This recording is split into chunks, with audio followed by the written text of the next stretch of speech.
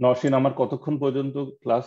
আমার হচ্ছে এখন বাংলাদেশ টাইম 8টা বাজে, তাহলে 8টা থেকে হ্যাঁ, আপনি 9:15 এর মধ্যে যদি শেষ করে দিতে পারেন তাহলে পরে ভালো হয়, then we can keep 15 minutes for Q&A. গত। We are live. Okay, great. হ্যাঁ, ইউ ক্যান স্টার্ট। ওকে, আসসালামু আলাইকুম সবাইকে। আশা করি সবাই ভালো আছেন। তো আজকে আমরা আমাদের এই প্রথম 3 লেকচার সিরিজ, যেটা ছিল কোর কনসেপ্টস অফ ইকোনমিক্স, আমি আজকে এটা শেষ পর্যায়ের যে লেকচার সেটা আজকে দিয়ে আমাদের এই সেশনটা শেষ হবে। আপনাদের মনে আছে যে প্রথম সপ্তাহে আমরা পড়েছিলাম যে হাউ ইকোনমিক্স থিংস, যে অর্থনীতিবিদরা কিভাবে চিন্তা করেন। গত সপ্তাহে আমরা পড়েছিলাম যে মাইক্রো ইকোনমিক কনসেপ্টস, ব্যষ্টিক অর্থনীতির যে মূল ধারণাগুলো, সেগুলো আমরা গত সপ্তাহে পড়েছি। আর আজকে আমরা যেটা বলবো সেটা হচ্ছে ম্যাক্রো ইকোনমিক্স বা সামষ্টিক অর্থনীতি।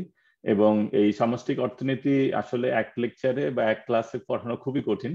তো আমি যেটা করব সেটা হচ্ছে যে আমি আপনাদেরকে কিছু ফান্ডামেন্টাল বিষয় বোঝানোর চেষ্টা করব, এবং এই ফান্ডামেন্টাল বিষয়গুলো কিছু উদাহরণের মাধ্যমে, দেশি উদাহরণের মাধ্যমে আমি কিছু কনসেপ্ট বোঝানোর চেষ্টা করব, যে কনসেপ্টগুলো আমরা কম বেশি বিভিন্ন সময় শুনে থাকি। সেটা আপনি যদি আপনি যদি খবরের কাগজ পড়েন, খবরের কাগজে দেখবেন এই শব্দগুলো ব্যবহার করে। আপনি যদি টক শো শুনেন, টক শো দেখবেন যে অনেকেই এ ধরনের ভারী ভারী কথাবার্তা বলছেন। যদি আপনি বিভিন্ন ধরনের ফোরামে শুনেন, তাহলে দেখবেন যে আমাদের এই অর্থনীতির কিছু সূচক বা কিছু পরিমাপক নিয়ে সবসময় অনেক বড় বড় জ্ঞানগর্ভ আলোচনা হয়, খুব অনেক সময় খুব হিটেড ডিবেটও হয়। তো আমরা বোঝার চেষ্টা করবো আসলে এর মানেটা কি। এটা একদম খুবই সিম্পল ভাষায় বোঝানোর চেষ্টা করব। এবং আগেই বলে নিচ্ছি যে macroeconomics itself is a vast field. এটা খুব বড় একটা এরিয়া। এটা এক লেকচারে এটা কভার করার মতো কোনো মানে সম্ভবই না, এবং এটা একটা দুঃসাধ্য ব্যাপার, বা আমার এত অস্পর্ধা নেই যে এটাকে এক সপ্তাহ এক লেকচারে শেষ করব। আমি যেটা করব সেটা হচ্ছে আপনাদেরকে জাস্ট একটা বেসিক ধারণা দেওয়া, এবং যদি আপনাদের মধ্যে কেউ কেউ পরবর্তী সময় আরো শিখতে চান ম্যাক্রো ইকোনমিক্স সম্পর্কে, এই সম্পর্কে টেক্সট আছে, বই আছে, লেকচার আছে, অনলাইনে দেখা যায়, যেখানে আপনাকে হেল্প করবে। আর যেহেতু আমি আজকে 3 লেকচারের শেষ লেকচারটা নিচ্ছি, তো শেষের 15 মিনিট একটু সময় থাকবে আমার আমার জন্য, আপনাদের জন্য কথাবার্তা বলার। এবং আপনাদের যদি কোনো কিছু বুঝতে অসুবিধা হয়, কোনো কিছু যদি থাকে যে আমাকে জিজ্ঞেস করতে চান, এটা একটা সুযোগ। তো আমি ভাববো যে, ধরে নিচ্ছি যে আপনারা সেই সুযোগটা নেবেন। তাহলে আমি কথা না বাড়িয়ে শুরু করছি। আমাদের আজকে যেটা আমরা পড়াবো সেটা হচ্ছে এই ম্যাক্রো ইকোনমিক্স টেক্সট বুক, ওই একই অথরদের আরেকটা ভার্সন আছে, এটা chapter 5, the fundamental concepts of macro economics.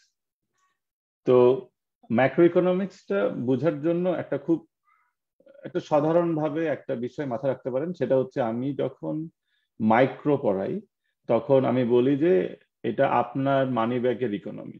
আপনার মানি ব্যাগ, যে ওয়ালেটটা ব্যবহার করেন, সেই ওয়ালেটটা দিয়ে আপনি কি করেন, কত টাকা দিয়ে কিনবেন, কত টাকা খরচ করবেন, কত টাকা জমা রাখবেন, এই বিষয়ক আমাদের যে চিন্তা ভাবনা, আমাদের যে প্ল্যানিং, আমাদের যে প্রায়োরিটি, আমাদের যে চয়েস, সেটা আমরা মাইক্রো ইকোনমিক্সে ব্যবহার করি। এবং সেখানে এটা একজন ব্যক্তি হতে পারেন, ইন্ডিভিজুয়াল, এখানে একজন পরিবার হতে পারে, হাউস হোল্ড, এটা হতে পারে একটা ছোট কোম্পানি, ফার্ম, এটা হতে পারে গভর্নমেন্ট, তাদের একটা ওয়ালেটের যে ডিসিশন মেকিং।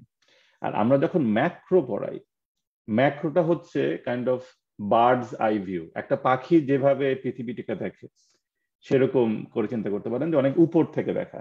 আমরা উপর থেকে, স্যাটেলাইট থেকে দেখছি যে ইকোনমিক অ্যাক্টিভিটি গুলো কি হচ্ছে, কোত্থেকে কোথায় যাচ্ছে, টাকাটা কোথায় মুভ করছে। আমার টাকা যাচ্ছে ব্যাংকে, ব্যাংকের টাকা যাচ্ছে একজন ইনভেস্টরের কাছে, ইনভেস্টমেন্টের টাকাটা যাচ্ছে শিপ হয়ে আমেরিকাতে, আমেরিকা থেকে আবার পণ্য বিক্রি হলে সে টাকাটা আবার বাংলাদেশে আসছে, সে টাকা আবার বাংলাদেশে আসার পরে সেটা আবার স্যালারি হয়ে আমার পকেটে আসছে। এই যে মানিটা ফ্লো করছে, আপনি যদি গ্লোবাল ইকোনমিক সিস্টেম চিন্তা করেন, যে সারা পৃথিবী এখন কানেক্টেড, এবং আমরা বিভিন্ন রকমের জিনিসপত্র কিন্তু ব্যবহার করছি, এবং মানিটা কিন্তু ফ্লো করছে, এক জায়গাতে বসে নেই। আমার মানি, আপনার মানি, সবার টাকা পয়সা কিন্তু বিভিন্নভাবে ফ্লো করছে। তো এই যে পুরো বিষয়টা বোঝা, কোথায় টাকা কোথায় যাচ্ছে, কোথাকার টাকা কোথায় আসছে, সেটা যেমন একটা খুব ইম্পর্টেন্ট বিষয়। একইভাবে আরেকটা ইম্পর্টেন্ট বিষয় হচ্ছে যে এই অর্থনৈতিক কার্যক্রম, যেটা আমরা ইংরেজিতে বলি যে ইকোনমিক অ্যাক্টিভিটি, ইকোনমিক অ্যাক্টিভিটি দিয়ে বোঝার চেষ্টা করা যে কেন একটা উন্নত বিশ্ব উন্নত, বা কেন একটা উন্নত বিশ্বের মাথাপিছু আয় অনেক বেশি আর আমাদের মতো তৃতীয় বিশ্ব বা যে ডেভেলপিং কান্ট্রিগুলোর আয় কম, সেটা একটু বোঝার চেষ্টা করা যে এখানে আসলে কি কি বিষয়ে বড় ভূমিকা রাখছে, যেটা পাবলিক পলিসির জন্য খুব ইম্পর্টেন্ট। হ্যাঁ, তো কেন কেন আমেরিকা আমেরিকা, কেন আফগানিস্তান আফগানিস্তান, মনে করেন যে এখন যেহেতু আফগানিস্তান অনেক কথা হচ্ছে, মানে ডিফারেন্সটা কোথায়, কেন ওখানে ইকোনমিক অ্যাক্টিভিটি লিমিটেড, কেন আরেক জায়গাতে ইকোনমিক অ্যাক্টিভিটি বেশি। আমরা যখন অর্থনীতি নিয়ে কথা বলি তখন আমরা কোন কোন দেশগুলোকে নিয়মিত ব্যবহার করি, যেমন আপনি কোনো অর্থনৈতিক আলোচনাই করতে পারবেন না চায়নার কথা না বলে। হ্যাঁ, এবং চায়না একটা খুব ইম্পর্টেন্ট গ্লোবাল প্লাওয়ার, কারণ ধরেন আপনি যে কলমটা ব্যবহার করছেন এটা হয়তো made in China, who knows. হ্যাঁ, বা আপনার বাসার পিছনে যে পর্দা আছে হয়তো পর্দার গায়ে লেখা মেড ইন চায়না। বা আপনি যে টেবিল ব্যবহার করছেন, যে প্লাস্টিক ব্যবহার করছেন, দেখছেন এটা মেড ইন চায়না। তার মানে আমাদের জীবনে কিন্তু কিছু দেশ, কিছু কান্ট্রি, কিছু ইকোনমিক অ্যাক্টিভিটি খুব ওতপ্রোতভাবে জড়িত, এবং এরা কিন্তু গ্লোবাল প্লেয়ার। এরা কিন্তু অনেক বিষয়ে অনেক ধরনের সিদ্ধান্ত নিতে পারেন, এবং ওনাদের সিদ্ধান্তগুলো আবার আমাদের ব্যক্তি জীবনে বা পারিবারিক জীবনে বা রাজনৈতিক জীবনে প্রভাব ফেলতে পারে। তো কিভাবে একটা কান্ট্রি একটা বড় ইকোনমিক পাওয়ার হয়ে গেল, কেন অন্য কান্ট্রিগুলো ইকোনমিক পাওয়ার হয়ে গেল না, এই বিষয়গুলো একটু চিন্তা ভাবনার মধ্যে আনা। যেমন আপনি কতবার নেপালের নাম শুনেন? আমরা খুব একটা বেশি শুনি না, বা ভুটানের নাম শুনি না, কিন্তু আমরা ইন্ডিয়ান নাম অনেকবার শুনি। তো এখানে বোঝার চেষ্টা করা যে এটা কি শুধুমাত্র তাদের সংখ্যায় দ্বারা বেশি সেজন্য, নাকি তাদের অর্থনৈতিক ক্ষমতাটা বেশি, বা তারা অনেক ইকোনমিক অ্যাক্টিভিটি প্লে করে, সেটা ইম্পর্টেন্ট। তো এই জন্য এই ডিসিপ্লিনটাতে অনেক কিছু একসাথে আসে। এখানে ইন্টারন্যাশনাল ট্রেড আসে, ইন্টারন্যাশনাল ট্রেডের পাশাপাশি আপনার আসে গ্লোবাল ট্রেড, আপনার আসে financial money market, financial management, এবং এর পাশাপাশি আরো চলে আসে যেটা একদম খুব ইম্পর্টেন্ট, সেটা হচ্ছে যে এক একটা কান্ট্রির জিডিপি। তো এখন এই জিডিপি বলতে আমরা আসলে কি বুঝি, এটা আপনি দেখবেন যে আমাদের পত্র পত্রিকাতে ঠিক বাজেটের আগে আগে শত শত পাতা লেখা হয় জিডিপি নিয়ে। হ্যাঁ, বা আমাদের বিভিন্ন সময় টকশোতে প্রচুর লোকজন কথা বলেন জিডিপি নিয়ে। এখন জিডিপিটা আসলে কি, হ্যাঁ, সেটা আমরা একটু খুব সিম্পল ভাষায় বোঝার চেষ্টা করবো, খুব তাত্ত্বিক আলোচনা না গিয়ে সিম্পল ভাষায় বোঝার চেষ্টা করবো। তো আমি যদি জিডিপির একেবারে বেসিক ডেফিনেশনে যাই, তাহলে জিডিপি ডেফিনেশন হচ্ছে যে এই আপনার একটা দেশের টোটাল অর্থনৈতিক কার্যক্রমটাকে একটা ভ্যালু দিয়ে মেজার করা। একদম সিম্পল ডেফিনেশন। মনে করেন যে আমার দেশে এই বছর 1000 মন ধান হয়েছে। হ্যাঁ, আমার দেশে এই বছর 5000 ওয়ালটনের ফ্রিজ তৈরি হয়েছে মনে করেন আমার দেশে। এখন আমার এই 5000 ফ্রিজের একটা আমি ভ্যালু বের করছি, যে এটা একটা ভ্যালু আছে 5000 ফ্রিজ। কত দামে বিক্রি হচ্ছে সেটা না, কিন্তু এটার একটা অ্যাভারেজ ভ্যালু, যে এই ফ্রিজটার দাম ধরে নিলাম 15,000 টাকা। এখন আপনি বলতে পারেন যে এটা তো ঠিক না, কারণ আমি তো ওই ঈদের সময় সেলে কিনলাম 10,000 টাকায়। না, আপনি ঈদের সময় সেলে কিনেছেন নাকি আপনার দাম উঠানামা করেছে বা আপনি ফ্রি পেয়েছেন সেটা ম্যাটার করছে না। ম্যাটার করছে যে আমার দেশে একটি একটা অর্থ বছর কখন থেকে কখন হয়। আমাদের অর্থ বছর হয় এই আমাদের জুলাই থেকে শুরু হয়ে আবার আগে নেক্সট বছরের মাঝ, মানে আমাদের মিড ইয়ার থেকে মিড ইয়ার যেটা হয়, যখন বাজেট পাস হয় আমাদের অর্থনৈতিক বছর শুরু হয়। তার মানে এক অর্থনৈতিক বছরে একটা দেশে কি কি আমরা প্রডিউস করলাম, আমরা কি কি তৈরি করলাম, সেটার একটা ভ্যালু। হ্যাঁ, এখন আমরা যত পরিমাণ চাল তৈরি করেছি, যত পরিমাণ ধান তৈরি করেছি, যত পরিমাণ আমাদের এখানে কৃষিকাজ হচ্ছে, সবকিছুর একটা ভ্যালু আছে। হ্যাঁ, আমরা একটা অ্যাভারেজ ভ্যালু দিয়ে ওটাকে মাল্টিপ্লাই করে আমরা একটা সংখ্যা আনি। মানে এটা হচ্ছে সারা বছর এই দেশের অর্থনৈতিক কার্যক্রমের একটা খেরো খাতা ধরতে পারেন। এখন এখানে অনেক আপনাদের এখন মাথার মধ্যে অনেকগুলো বুদ্ধি আসতে পারে যে আপনি এইভাবে এটা কিভাবে মেজার করবেন, আপনি ওইটা কিভাবে মেজার করবেন, আমরা আসবো। জিডিপি একটা 100% প্রুফ কোনো সলিউশন না। হ্যাঁ, মোটামুটি সবাই ব্যবহার করে দেখে এটা একটা আমাদের সার্বজনীন একটা মেজার, এবং এটা কোনো পারফেক্ট মেজার না। আমরা একটু পরেই এটা নিয়ে আলোচনা করবো যে কেন জিডিপি পারফেক্ট মেজার না, কিন্তু যেহেতু সবাই ব্যবহার করছে এবং এটা মোটামুটি একটা গ্রহণযোগ্য সমাধান, সেহেতু এটাই এখন এক ধরনের নিয়ামক, যে কোনো অর্থনৈতিক কর্মকাণ্ডে নিয়ামক হয়ে আসছে। তো আসেন কিছু তুলনামূলক পরিসংখ্যানে আসি, যেমন বাংলাদেশের জিডিপি কত, বা ইন্ডিয়ার জিডিপি কত, বা আমেরিকার জিডিপি বা কত। তো বাংলাদেশের জিডিপি যাওয়ার আগে আমি আগে ইউনাইটেড স্টেটসের জিডিপি বলি, যেখানে আমি এখন বর্তমানে আছি। ইউনাইটেড স্টেটসের জিডিপি মানে হচ্ছে পুরো এক অর্থ বছরে, সেটা হচ্ছে 2019 সালের ডেটা আমি দেখাচ্ছি, এটা তিনটাই 2019 সালে। 2019 সালে মার্কিন যুক্তরাষ্ট্রে সারা বছর যত অর্থনৈতিক কর্মকাণ্ড হয়েছে সেটাকে যদি একটা ভ্যালু দিয়ে, মানে প্রতিটা কর্মকাণ্ডের ভ্যালু দিয়ে যদি মাল্টিপ্লাই করে এটা যোগ করি, তাহলে অর্থনৈতিক কর্মকাণ্ডের টোটাল যোগফল হচ্ছে $21.43 ট্রিলিয়ন। ঠিক আছে, এটা হচ্ছে মার্কিন যুক্তরাষ্ট্র পৃথিবীর সব থেকে বড় অর্থনৈতিক কর্মকাণ্ড দেশ। মার্কিন যুক্তরাষ্ট্রের পরবর্তীতে আছে চায়না।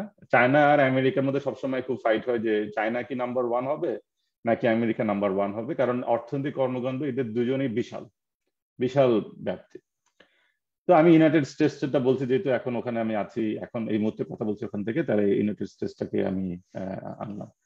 তাহলে ইউনাইটেড স্টেটস থেকে এবার আমরা চলে আসি এশিয়াতে, এবং এশিয়া না, আমরা একদম চলে আসি সাউথ এশিয়াতে, দক্ষিণ এশিয়া। দক্ষিণ এশিয়াতে আমাদের যে একেবারে বন্ধু প্রতিবেশী রাষ্ট্র হচ্ছে ইন্ডিয়া। ইন্ডিয়ার জিডিপি কত? ইন্ডিয়ার জিডিপি দেখেন, ইন্ডিয়ার জিডিপি হচ্ছে একইভাবে পুরো বছর ইন্ডিয়াতে যত কর্মকাণ্ড হয় ওই 2019 সালে সবকিছুর যোগফল দিয়ে আমরা ভ্যালু করলে আসে $2.869 ট্রিলিয়ন। ওকে, দেখেন আমরা 21 থেকে 2 তে আসলো ইন্ডিয়া। এবার আসে আমাদের দেশের কথা। আমাদের দেশে জিডিপি কত? আমাদের দেশের জিডিপি হচ্ছে 2019 সালের হিসাবে $302.6 বিলিয়ন। তো এখানে আপনাদের মাথায় অনেকগুলো কথা আসতে পারে যে দাঁড়ান, হ্যাং অন, এখানে অনেকগুলো বিষয় আছে, ওদের লোক বেশি আমাদের লোক কম, ওদের জায়গা বেশি আমাদের জায়গা কম, ওদের এটা আছে আমাদের এটা নাই, এটা কি আসলে আমি কি অ্যাপেলের সাথে অ্যাপেল তুলনা করছি, আমি কি নাকি অ্যাপেলের সাথে ব্যানানা তুলনা করছি? আপনার তো তুলনাটা ঠিক হচ্ছে না মনে হয়। আসি, আমরা আস্তে আস্তে আলোচনাতে আসবো, কিন্তু জাস্ট টু মানে শুরু করার মধ্যে আমি প্রথমে দেখাচ্ছি যে ডিফারেন্সটা কতখানি। হ্যাঁ, এবং অনেক ধরনের ডিফারেন্স আছে। তাহলে এখন প্রথমে আসি, তাহলে কি আমাদের এই ডিফারেন্স গুলোর পিছনে কি আছে? এখানে কি এমন কোনো বিষয় আছে যে আমরা গ্রহণযোগ্যতার মধ্যে আনছি না, আমাদের হিসাবে আসে না ওদের হিসাবে আসে, এরকম কোনো ফাঁকি হচ্ছে কিনা? দ্বিতীয় হচ্ছে আপনি আসলে মেজারটা করেন কিভাবে? হ্যাঁ, জিডিপিটা ম্যাক্রো ইকোনমিস্টরা বা আমাদের স্ট্যাটিস্টিক্যাল ব্যুরো, বাংলাদেশে যেমন হচ্ছে BBS, Bangladesh bureau of statistics, ওনারা কিভাবে মেজার করেন? তাহলে এই মেজারমেন্টটা নিয়ে আমরা আলোচনা করব। এরপরে আমরা আলোচনা করব যে জিডিপিতে কভার হয় না এমন কি কি আছে। আমার সবকিছুরই যে একটা ভ্যালু আছে বা মূল্যায়ন আছে, সেটা নাও হতে পারে, তাহলে কি কি কভার হচ্ছে না। আর লাস্ট যে আলোচনাটা করব, যেটা খুব ইম্পর্টেন্ট, সেটা হচ্ছে নমিনাল ভার্সেস রিয়েল জিডিপি, যেটা আমি পর্যায়ক্রমে আসবো। সো আবারও বলে নিচ্ছি, ম্যাক্রো ইকোনমিক্স হচ্ছে যে study of aggregate economic activity, আর আমাদের যে এই যে জিডিপির যে ক্যালকুলেশনটা আমরা করি সেটা হচ্ছে ন্যাশনাল ইনকাম অ্যাকাউন্টিং এর একটা ফ্রেমওয়ার্ক।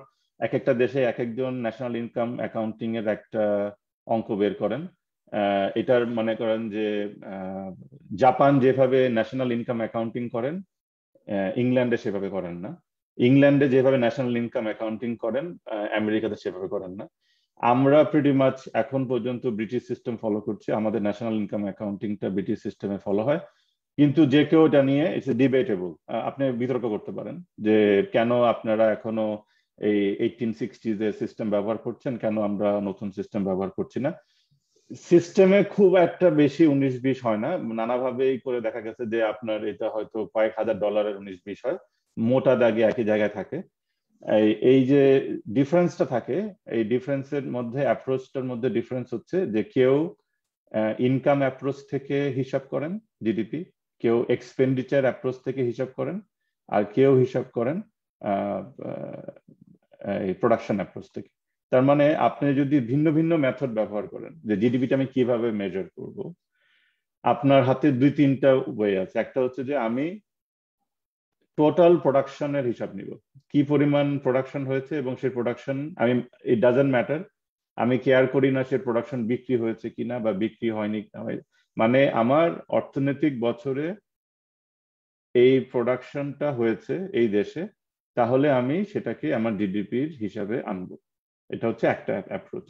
আরেকটা অ্যাপ্রোচ বলতে পারেন যে আসলে প্রোডাকশনে তো নাম্বার টাম্বার দেওয়া খুব মুশকিল, আমরা একটা কাজ করি, আমরা এক্সপেন্ডিচার অ্যাপ্রোচে যাই, যে এই প্রোডাকশনটা করতে কি পরিমাণ খরচ হয়েছে, এই খরচের হিসাব থেকে আমরা একটা জিডিপির হিসাবে আসতে পারি। আরেকটা অ্যাপ্রোচ হতে পারে ভাই আসলে খরচও তো অনেকে ঠিক মতো বলেন না, প্রোডাকশনেরও ঝামেলা থাকে, আমরা আসলে ইনকামের অ্যাপ্রোচে চাই, আমরা প্রত্যেকে জিজ্ঞাসা করবো যে আপনার ইনকাম কত, এবং ইনকাম থেকে আমরা বোঝার চেষ্টা করবো জিডিপি কি। তো আমরা দেখবো যে 3টা অ্যাপ্রোচের মধ্যে ফান্ডামেন্টাল কোনো পার্থক্য নাই। ফান্ডামেন্টালি যদি ইকোনমিক সিস্টেমটা পারফেক্ট হয় এবং যদি কোনো লিকেজ না থাকে, তাহলে আপনার এই 3 ধরনের সিস্টেমে একই রেজাল্ট আসার কথা। তারপরেও ক্ষেত্র বিশেষে ভিন্নতা আসতে পারে, তবে এই ভিন্নতাটা খুব একটা বেশি, মানে আপনার জিডিপি রেজাল্ট একেবারে উল্টে যাবে, যে আপনার হওয়া উচিত ট্রিলিয়ন হচ্ছে বিলিয়ন, এরকম হওয়ার কোনো সুযোগ নাই। একটু মানে অঙ্কের হিসাবে একটু মার্জিনাল কিছু ডিফারেন্সেস হতে পারে। তো তাহলে আমি শুরু করি আলোচনাটা, যে আমাদের আচ্ছা আমি এটা আমি আসতেছি আরেকটা হিসাবে, সেটা হচ্ছে যে ইনকাম পার ক্যাপিটা। তো ইনকাম পার ক্যাপিটা বা মাথাপিছু ইনকাম, এই কথাটাও আপনারা বিভিন্ন জায়গায় শুনে থাকবেন, যে মাথাপিছু ইনকাম বলতে আমরা কি বুঝি।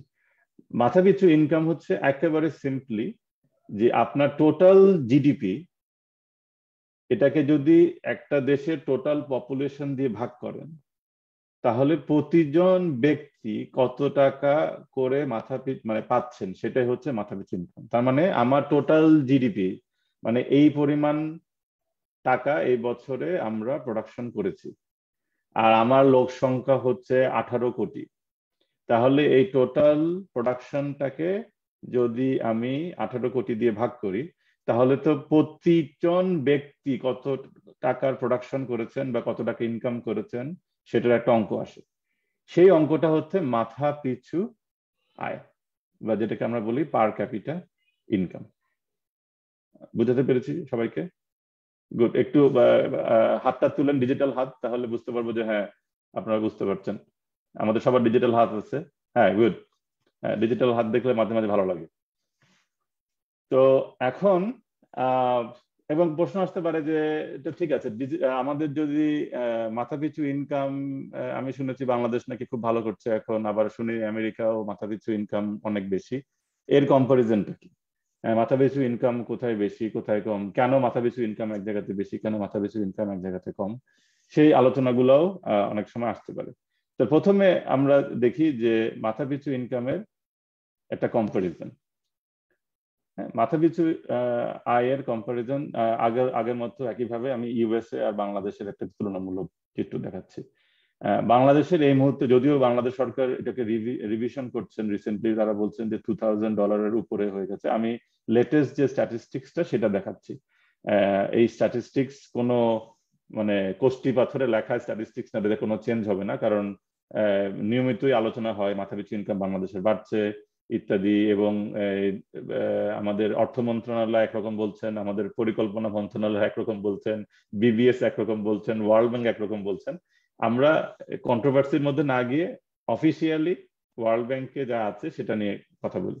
তো ওয়ার্ল্ড ব্যাংকের ডেটাতে আছে বাংলাদেশের মাথাপিছু ইনকাম হচ্ছে $1855। আমি রাউন্ড করে বললাম। তো আপনি তাহলে জিনিসটাকে যদি আবার চিন্তা করি, তাহলে এটা হচ্ছে যে সারা বছর বাংলাদেশের মানুষ যা আর্ন করেন, মানে যা প্রোডাকশন করেন জিডিপি, সেটাকে দিয়ে বাংলাদেশের টোটাল মানুষ দিয়ে ভাগ করলে আসে যে মাথাপিছু আমাদের এক একজন ব্যক্তি মানে আপনি, আমি বাংলাদেশি নাগরিক যদি বিদেশে থাকি, কিন্তু Bangladeshi passport holder, proud Bangladeshi, আপনারা বাংলাদেশি, আমাদের প্রত্যেকের মাথাপিছু কন্ট্রিবিউশন এই দেশে হচ্ছে 1855 অ্যাভারেজে। এখন আপনি বলতে পারেন আমার ইনকাম তো অনেক বেশি, আমি তো অনেক কন্ট্রিবিউট করি। আবার যিনি শিশু, উনি বলতে পারেন যে আমি তো শিশু, আমি তো কোনো কন্ট্রিবিউট করি না। এটা হচ্ছে অ্যাভারেজের গল্প। এখানে এই সবকিছু মিলে একটা অ্যাভারেজ নাম্বার আসছে $1055। এটাকে আপনি টাকার ভ্যালুতে আনতে পারেন, কিন্তু টাকার ভ্যালুতে আনলে সমস্যা হচ্ছে যে আমি ইন্টারন্যাশনালি কম্পেয়ার করতে পারি না, কারণ ইন্টারন্যাশনালি কম্পেয়ার করতে গেলে আমাকে ডলারে কম্পেয়ার করতে হবে। তো এই জন্য আমাদের মাথাপিছু ইনকাম হচ্ছে $1855, 2019 সালের হিসাব। সেই একই সময়ে আমেরিকার মাথাপিছু ইনকাম কত ছিল? আমেরিকার মাথাপিছু ইনকাম ছিল সেই সময় $65,297। এটা হচ্ছে একজন অ্যাভারেজ আমেরিকান পার্সন, একদম সেম হিসাব যেভাবে বাংলাদেশের হিসাবটা বললাম, একদম সেম হিসাব আমেরিকার জন্য, মার্কিন যুক্তরাষ্ট্রের জন্য, যে মার্কিন যুক্তরাষ্ট্রের একজন অ্যাভারেজ ব্যক্তি কন্ট্রিবিউট করেন $65,297। তো এখন দেখেন যে এই এটা তো অনেক ধরনের বড় ধরনের একটা গরমিল দেখছি। তার মানে বাংলাদেশের থেকে প্রায় 35 গুণ বেশি, হ্যাঁ, বাংলাদেশের থেকে 35 গুণ বেশি আমেরিকার একজন অ্যাভারেজ পার্সন কন্ট্রিবিউট করেন তার ইকোনমিতে। এবং এই সংখ্যাটা আপনি দেখবেন যে যদি জিম্বাবুয়েকে ধরি, জিম্বাবুয়ে থেকে 100 গুণ বেশি। আবার একটা ডেভেলপ কান্ট্রিতে অত বেশি না, চায়নার থেকে 7 গুণ বেশি, আবার পর্তুগালের থেকে 2 গুণ বেশি। এখন একটা প্রশ্ন হতে পারে যে চায়নার থেকে 7 গুণ বেশি, আমরা না শুনলাম চায়না খুব বড় লোক, তাহলে চায়নার থেকে 7 গুণ বেশি আমেরিকার মাথাপিছু ইনকাম আবার কিভাবে হয়? খেয়াল করবেন চায়নার লোক সংখ্যা কিন্তু 1 বিলিয়ন। তো 1 বিলিয়ন লোক চায়নার, ওদের যে টোটাল ইনকাম, আমেরিকার পপুলেশন হচ্ছে 35 কোটি। 35 কোটি পপুলেশনের ইনকাম কিন্তু চায়নার সমান। তো আমি যদি টোটাল আর টোটাল দেখি তাহলে কাছাকাছি হয়, আমেরিকা আর চায়নার ইনকাম টোটাল জিডিপি কাছাকাছি। কিন্তু যদি লোক দিয়ে ভাগ করি, কারণ আমেরিকার লোক সংখ্যা তো চায়নার 1/3, 35 কোটি লোক আমেরিকাতে, চায়নাতে লোক আছে আপনার এই 100 কোটি বা 120 কোটি, তখন ওই মাথাপিছু ইনকামটা কমে আসে, যেহেতু ওদের লোক অনেক বেশি, প্রত্যেকের অ্যাভারেজে কমে আসে। আর এরপরে আরেকটা আসে ইম্পর্টেন্ট আলোচনা, সেটা হচ্ছে ইকোনমিক গ্রোথ। যে আমরা বলি যে আমাদের কি গ্রোথ হচ্ছে কিনা। গ্রোথ হচ্ছে একদম একদম সিম্পল একটা শতকরার অঙ্ক, যে আপনার গত বছর জিডিপি কত ছিল, এই বছর জিডিপি কত হয়েছে, এই যে পার্থক্যটা, সেই পার্থক্যটাকে গত বছরের জিডিপি দিয়ে ভাগ করলে আপনার গ্রোথ আসবে। তার মানে ধরেন আমার জিডিপি এই বছর $106, গত বছর আমার জিডিপি ছিল $100, তাহলে আমার $6 বেড়েছে। তাহলে 106 মাইনাস 100 কত আসবে? 6। এটাকে যদি 100 দিয়ে ভাগ করেন তাহলে যে পার্সেন্টেজ হবে, এটাই হচ্ছে আমার ইকোনমিক গ্রোথ। তার মানে গত বছরের তুলনায় এই বছর আপনার এই যে প্রোডাকশন, ইনকাম, এক্সপেন্ডিচার, যেভাবে হিসাব করি নাকি, আপনার দেশের অর্থনৈতিক কর্মকাণ্ড বাড়ছে না বাড়ছে না, স্থবির হয়ে আছে। যদি আপনার অর্থনৈতিক কর্মকাণ্ড বাড়তে থাকে, তার মানে আপনার দেশ কিন্তু আস্তে আস্তে আরো অনেক বেশি ইনকাম করছে, আরো অনেক বেশি প্রোডাকশন করছে, আরো অনেক বেশি অর্থনৈতিক কর্মকাণ্ড করছে। আর আপনি যদি দেখেন যে আপনার ইকোনমিক গ্রোথ হচ্ছে না, ইকোনমিক গ্রোথটা বন্ধ হয়েছে, তার মানে আপনি গত বছর যা ছিলেন এই বছর তাই আছেন। অনেক সময় নেগেটিভও হয়, আপনার গত বছর 100 ছিল, এই বছর হয়ে গেছে 92, তার মানে আপনার কিছু অ্যাসেট বা কিছু অর্থনৈতিক কর্মকাণ্ড কমে গেছে। যেমন উদাহরণ দিয়ে বলতে পারি, চায়নার অর্থনৈতিক কর্মকাণ্ড খুব গতিশীল, চায়না প্রতি বছর 10% করে বাড়ছে, অ্যাটলিস্ট ওরা 30 বছর 10% করে বেড়েছে। আবার জাপান একসময় খুব গতিশীলতা ছিল, জাপানের কিন্তু এখন অর্থনৈতিক গ্রোথ, ইকোনমিক গ্রোথ হচ্ছে না। জাপানের economic growth pretty much zero, মানে আগে যা ছিল এখন তাই আছে, বা গত বছর যা ছিল এই বছর তাই আছে। তো এই যে যেটা বললাম যে অর্থনৈতিক কর্মকাণ্ড অনেক সময় নেগেটিভ হতে পারে, যে আপনার গ্রোথ না হয়, গ্রোথ নেগেটিভ হয়। তো উন্নত বিশ্বে যেটা করে, ওরা অর্থনৈতিক কর্মকাণ্ডগুলো প্রতি কোয়ার্টারে হিসাব করে। কোয়ার্টার বলতে প্রতি 3 মাস অন্তর অন্তর একটা করে কোয়ার্টার হয়, যে ধরেন যদি জুলাই মাস থেকে ধরি, July, August, September first quarter, তারপর August, November, December second quarter, এভাবে কোয়ার্টার টু কোয়ার্টার ওরা হিসাব করে, এবং ওদের কাছে প্রতি মাসে ডেটা থাকে দেখতে। ওরা কোয়ার্টার টু কোয়ার্টার হিসাব করতে পারে যে গত কোয়ার্টারের তুলনায় এই কোয়ার্টারে আমাদের কাজ কেমন হচ্ছে, এই কোয়ার্টারের থেকে আগামী কোয়ার্টারে কেমন হচ্ছে। আমাদের দেশে অত প্রিসাইজ ডেটা পাওয়া যায় না, হয়তো আমাদের সরকার প্রধানের কাছে আছেন। আমরা যারা বাইরে থেকে রিসার্চ করি বা আমরা যেসব ডেটা পত্র পাই, যে তথ্যপত্র পাই, সেগুলা হচ্ছে ইয়ারলি পাই, এবং অনেক দেরি করে পাই। মনে করেন যে 2018 সালের ডেটা আমরা 2020 সালে পাই।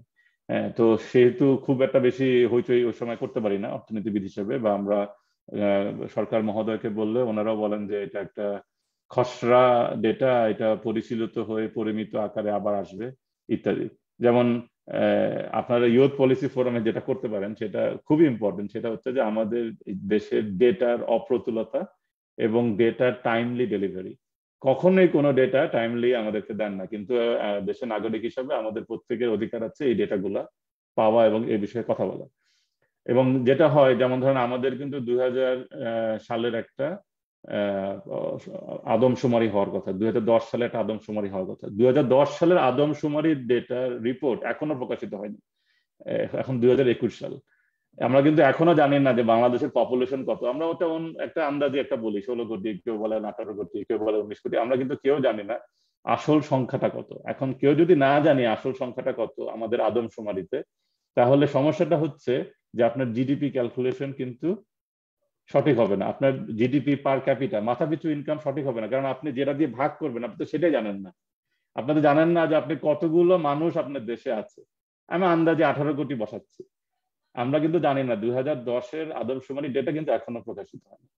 সো আমাদের এই নাম্বার গুলা কিন্তু ডিবেটেবল, যে আসলে আমাদের মাথাপিছু ইনকাম অত কি না অত না, কারণ এটা হচ্ছে একটা পুরনো বা একটা আমরা একটা গেস ওয়ার্ক করে একটা নাম্বার দিয়ে বসিয়ে দিই। যেমন ঢাকার পপুলেশন কত, কেউ বলেন 1.5 কোটি, কেউ বলেন 2 কোটি, কেউ বলেন 2.5 কোটি, কেউ জানে না, কেউ কখনো আদমশুমারি করেনি ঢাকার পপুলেশন কত। তো আবার যাচ্ছি রিসেশনের গল্পে। তো রিসেশন হচ্ছে যে যখন আপনার অর্থনৈতিক কর্মকাণ্ড উল্টো দিকে যায়, তার মানে আপনার হওয়ার কথা গ্রোথ না হয়ে আপনি ডাউনে চলে গেলেন। হ্যাঁ, যেমন আমেরিকার ইতিহাসের একটা খুব বড় রিসেশন ছিল দ্য গ্রেট রিসেশন, 2007-2009 সালের সময় একবার হয়েছিল। এর আগে ওটা রিসেশন হয়েছিল। আপনারা অনেকে শুনবেন যে গ্লোবাল ফাইন্যান্সিয়াল ক্রাইসিস, ওই সময়টাতে খুব হয়েছে, এবং অনেক লোকের চাকরি চলে গেছে, অনেক ব্যবসা প্রতিষ্ঠান বন্ধ হয়ে গেছে। এবং যেটা হয় রিসেশনের সময় অর্থনৈতিক কর্মকাণ্ড যখন আপনার নেগেটিভ হবে, তখন ইমিডিয়েটলি যেটা হয় যে আনএমপ্লয়মেন্ট বাড়ে, প্রচুর লোক চাকরি খুঁজছেন কিন্তু চাকরি পাচ্ছেন না, কোনো জায়গাতে চাকরি হচ্ছে না। তো আমাদের দেশে এখনো আমরা বলতে পারছি না, কিন্তু কিছু কিছু সমীক্ষায় আসছে যে বাংলাদেশেও একটা বাংলাদেশে তো রিসেশন বলা খুব মুশকিল, এগুলো বললে আমার এখানে পড়ানো বন্ধ হয়ে যাবে। বাংলাদেশে আনএমপ্লয়মেন্ট বেড়ে যেতে পারে। মানে আমাদের দেশে যে রিসেন্ট করোনার কারণে এবং কোভিড এর কারণে যে অর্থনৈতিক কর্মকাণ্ডগুলো স্থবির হয়ে গেছে, সেই কারণে আমাদের আনএমপ্লয়মেন্ট বেড়ে যেতে পারে। এখন আনএমপ্লয়মেন্ট বাড়ার পিছনের কারণটা কি আপনারা সবাই জানেন, যে আনএমপ্লয়মেন্ট বাড়ার পিছনের কারণ হচ্ছে যে ইকোনমিক অ্যাক্টিভিটি স্থবির হয়ে যাওয়া। যদিও সরকার পক্ষ বলছেন যে ইকোনমিক অ্যাক্টিভিটি একদমই স্থবির হয়নি, বাংলাদেশ খুবই ভালো কাজ করছে, এবং প্যান্ডেমিকের মধ্যে যে কয়টা কান্ট্রি খুব ভালো করেছে এর মধ্যে বাংলাদেশ একটি। হ্যাঁ, ঠিক আছে, কিন্তু সেটা কি গত বছর বা তার আগের বছরের তুলনায় একই লেভেলে থাকবে নাকি তার থেকে নিচে নেমে যাবে, সেটা কিন্তু তথ্য পরিসংখ্যান দিয়ে বলতে হবে। আমরা খোলা চোখে যা দেখি, যে আমরা এই ধরনের চিত্র দেখি যে আমাদের এখন আনএমপ্লয়মেন্ট অনেক বেশি, অনেক লোকজন চাকরি খুঁজছেন, চাকরি পাচ্ছেন না, স্যালারি কমে যেতে পারে, জব লস হতে পারে, এবং কর্ম প্রত্যাশী প্রার্থীর সংখ্যা বেড়ে যেতে পারে এ ধরনের কর্মকাণ্ড যদি হয়। তো এখন এটা আপনাদের জন্য একটা ওপেন প্রশ্ন, যেটা আপনাদের হয়তো পরে কাজে লাগবে। সেটা হচ্ছে যে বাংলাদেশে আপনি কি মনে করেন যে প্যান্ডেমিকের কারণে কি আনএমপ্লয়মেন্ট বাংলাদেশে বাড়বে কিনা, এবং এই বিষয়ে আপনার মতামত কি? এটা একটা ওপেন প্রশ্ন আপনাদের জন্য, এটা আপনারা ওই আপনাদের টিউটোরিয়াল সেশনে আলোচনা করতে পারেন, এবং আমি যখন আপনাদের ফাইনাল অ্যাসেসমেন্ট হবে তখনও এটা একটা খুব ইন্টারেস্টিং টপিক হতে পারে। তো এই টপিকে যাওয়ার আগে, এটা খোলা প্রশ্ন আপনাদের জন্য, কিন্তু এই প্রশ্ন যাওয়ার আগে আমি আরেকটু বলতে চাই, সেটা হচ্ছে যে আমরা কিভাবে বুঝবো যে আমাদের কর্মপ্রত্যাশী মানুষের সংখ্যা বেড়ে গেছে, হ্যাঁ, যেটাকে আমরা বলি আনএমপ্লয়মেন্ট রেট। আনএমপ্লয়মেন্ট রেট বোঝারও তথ্যপত্র লাগে এবং এই তথ্যগুলো খুব টাইমলি হওয়া দরকার। মানে আপনি 2021 সালের আনএমপ্লয়মেন্ট রেট যদি 2022 সালে প্রডিউস করেন তাহলে এর থেকে ডিজাস্টার আর কিছু নাই। কারণ আমার এখনই এই তথ্যটা জেনে এখনই কোনো ধরনের কর্ম পরিকল্পনা করতে হবে যে আমাদের আনএমপ্লয়মেন্ট রেট কমে গেছে, তার মানে আমাকে করতে হবে এ বি সি ডি। কিন্তু 2021 সালের আনএমপ্লয়মেন্টের ডেটা যদি 2023 সালে বের করেন, তারপর ইকোনমিস্টদেরকে দেন, আমাদেরকে দেন, আমাদের এখন বলতে হবে যে হ্যাঁ ভুল ছিল, কিছু করতে পারেন। এবং অর্থনীতিবিদদের একটা বিশাল ক্রিটিসিজম হচ্ছে যে অর্থনীতিবিদরা সব প্রবলেমের সলিউশন বলতে পারেন দেরি করে। হ্যাঁ, যে এই প্রবলেম ছিল, এই সলিউশন বলতে পারেন যখন প্রবলেম পার হয়ে গেছে তখন। আমরা বলি ইন আওয়ার ডিফেন্স যে আমরা তো ডেটাটা অরিজিনাল টাইমে পাই না, তাহলে আমরা কিভাবে এর সলিউশন দেব? তো আনএমপ্লয়মেন্টের যেটা অঙ্কটা হচ্ছে যে আপনার কি পরিমাণ লোক এই মুহূর্তে কর্মপ্রত্যাশী, তার মানে এখন এই মুহূর্তে কতজন ব্যক্তি যারা চাকরি খুঁজছেন, এটাকে ভাগ করতে হবে আপনার টোটাল দেশের লেবার ফোর্স দিয়ে। এইটা হলো আপনার আনএমপ্লয়মেন্ট রেট। ধরেন আনএমপ্লয়মেন্ট রেট 10%। 10% মানে প্রতি 100 জন আপনার লেবার ফোর্সের বাংলা কি, শ্রম সম্পদের মধ্যে প্রতি 100 জন শ্রম সম্পদের মধ্যে 10 জন ব্যক্তির চাকরি নেই, তারা চাকরি খুঁজছেন, চাকরি প্রত্যাশী। তার মানে হচ্ছে এনারা এখন আনএমপ্লয়েড বা আনএমপ্লয়মেন্টের মধ্যে আছেন। এই সংখ্যাটা সাধারণত চেষ্টা করা হয় 4 থেকে 5%-এর মধ্যে রাখতে। কিন্তু যদি আপনার সংখ্যা 10%, 15%, 20% হয়ে যায়, তার মানে সিরিয়াস ইকোনমিক অ্যাক্টিভিটি বা সিরিয়াস কিছু কর্মকাণ্ড করতে হবে এটা সলভ করতে। আমি অনেকক্ষণ তো কথা বললাম, কারো কোনো প্রশ্ন আছে কিনা? আমি 1 মিনিটের ব্রেক নিতে পারি যদি কারো কোনো প্রশ্ন থাকে। আপনার এই ডিজিটাল হ্যান্ডের বাংলা কি আমি জানি না, কেউ একটু বাংলাটা বলে দিন আমাকে। এই আমাকে প্রশ্ন করতে পারেন। হ্যাঁ, মাহমুদ হাসান। স্যার আসসালামু আলাইকুম। Sir, can you please repeat the definitions and the fundamental of equations, because আমি ওটা একটু মানে কনফিউশন আছে আর কি। মানে যদি আপনার নোট করার জন্য হয় তাহলে নোট করার দরকার নেই, কারণ এই স্লাইড আমি শেয়ার করব। আর যদি আপনার কনসেপ্টের সমস্যা হয় তাহলে আমি রিপিট করতে। হ্যাঁ, কোনটা বলেন আরেকবার, কোন কনসেপ্টে? স্যার ইকুয়েশনস এর মানে ফান্ডামেন্টাল ব্যাপারটা, রিসেশন। Extremely apologies. হ্যাঁ, কোনো সমস্যা নেই। রিসেশন হচ্ছে যে অফিশিয়াল ডেফিনেশন হচ্ছে যে আপনার কোয়ার্টার 1 আর কোয়ার্টার 2 পরপর 2 কোয়ার্টারে যদি আপনার ইকোনমিক অ্যাক্টিভিটি ডাউন থাকে কম্পেয়ার টু বেস, তাহলে আপনার আস্তে আস্তে আপনার ইকোনমিক অ্যাক্টিভিটি নিচের দিকে নামছে। তো কন্টিনিউয়াস যদি ইকোনমিক অ্যাক্টিভিটি 2 কোয়ার্টারে নেগেটিভ থাকে তাহলে সেটাকে ধরা হয় রিসেশন। আর কারো কোনো প্রশ্ন? মালিহা। Thank you sir.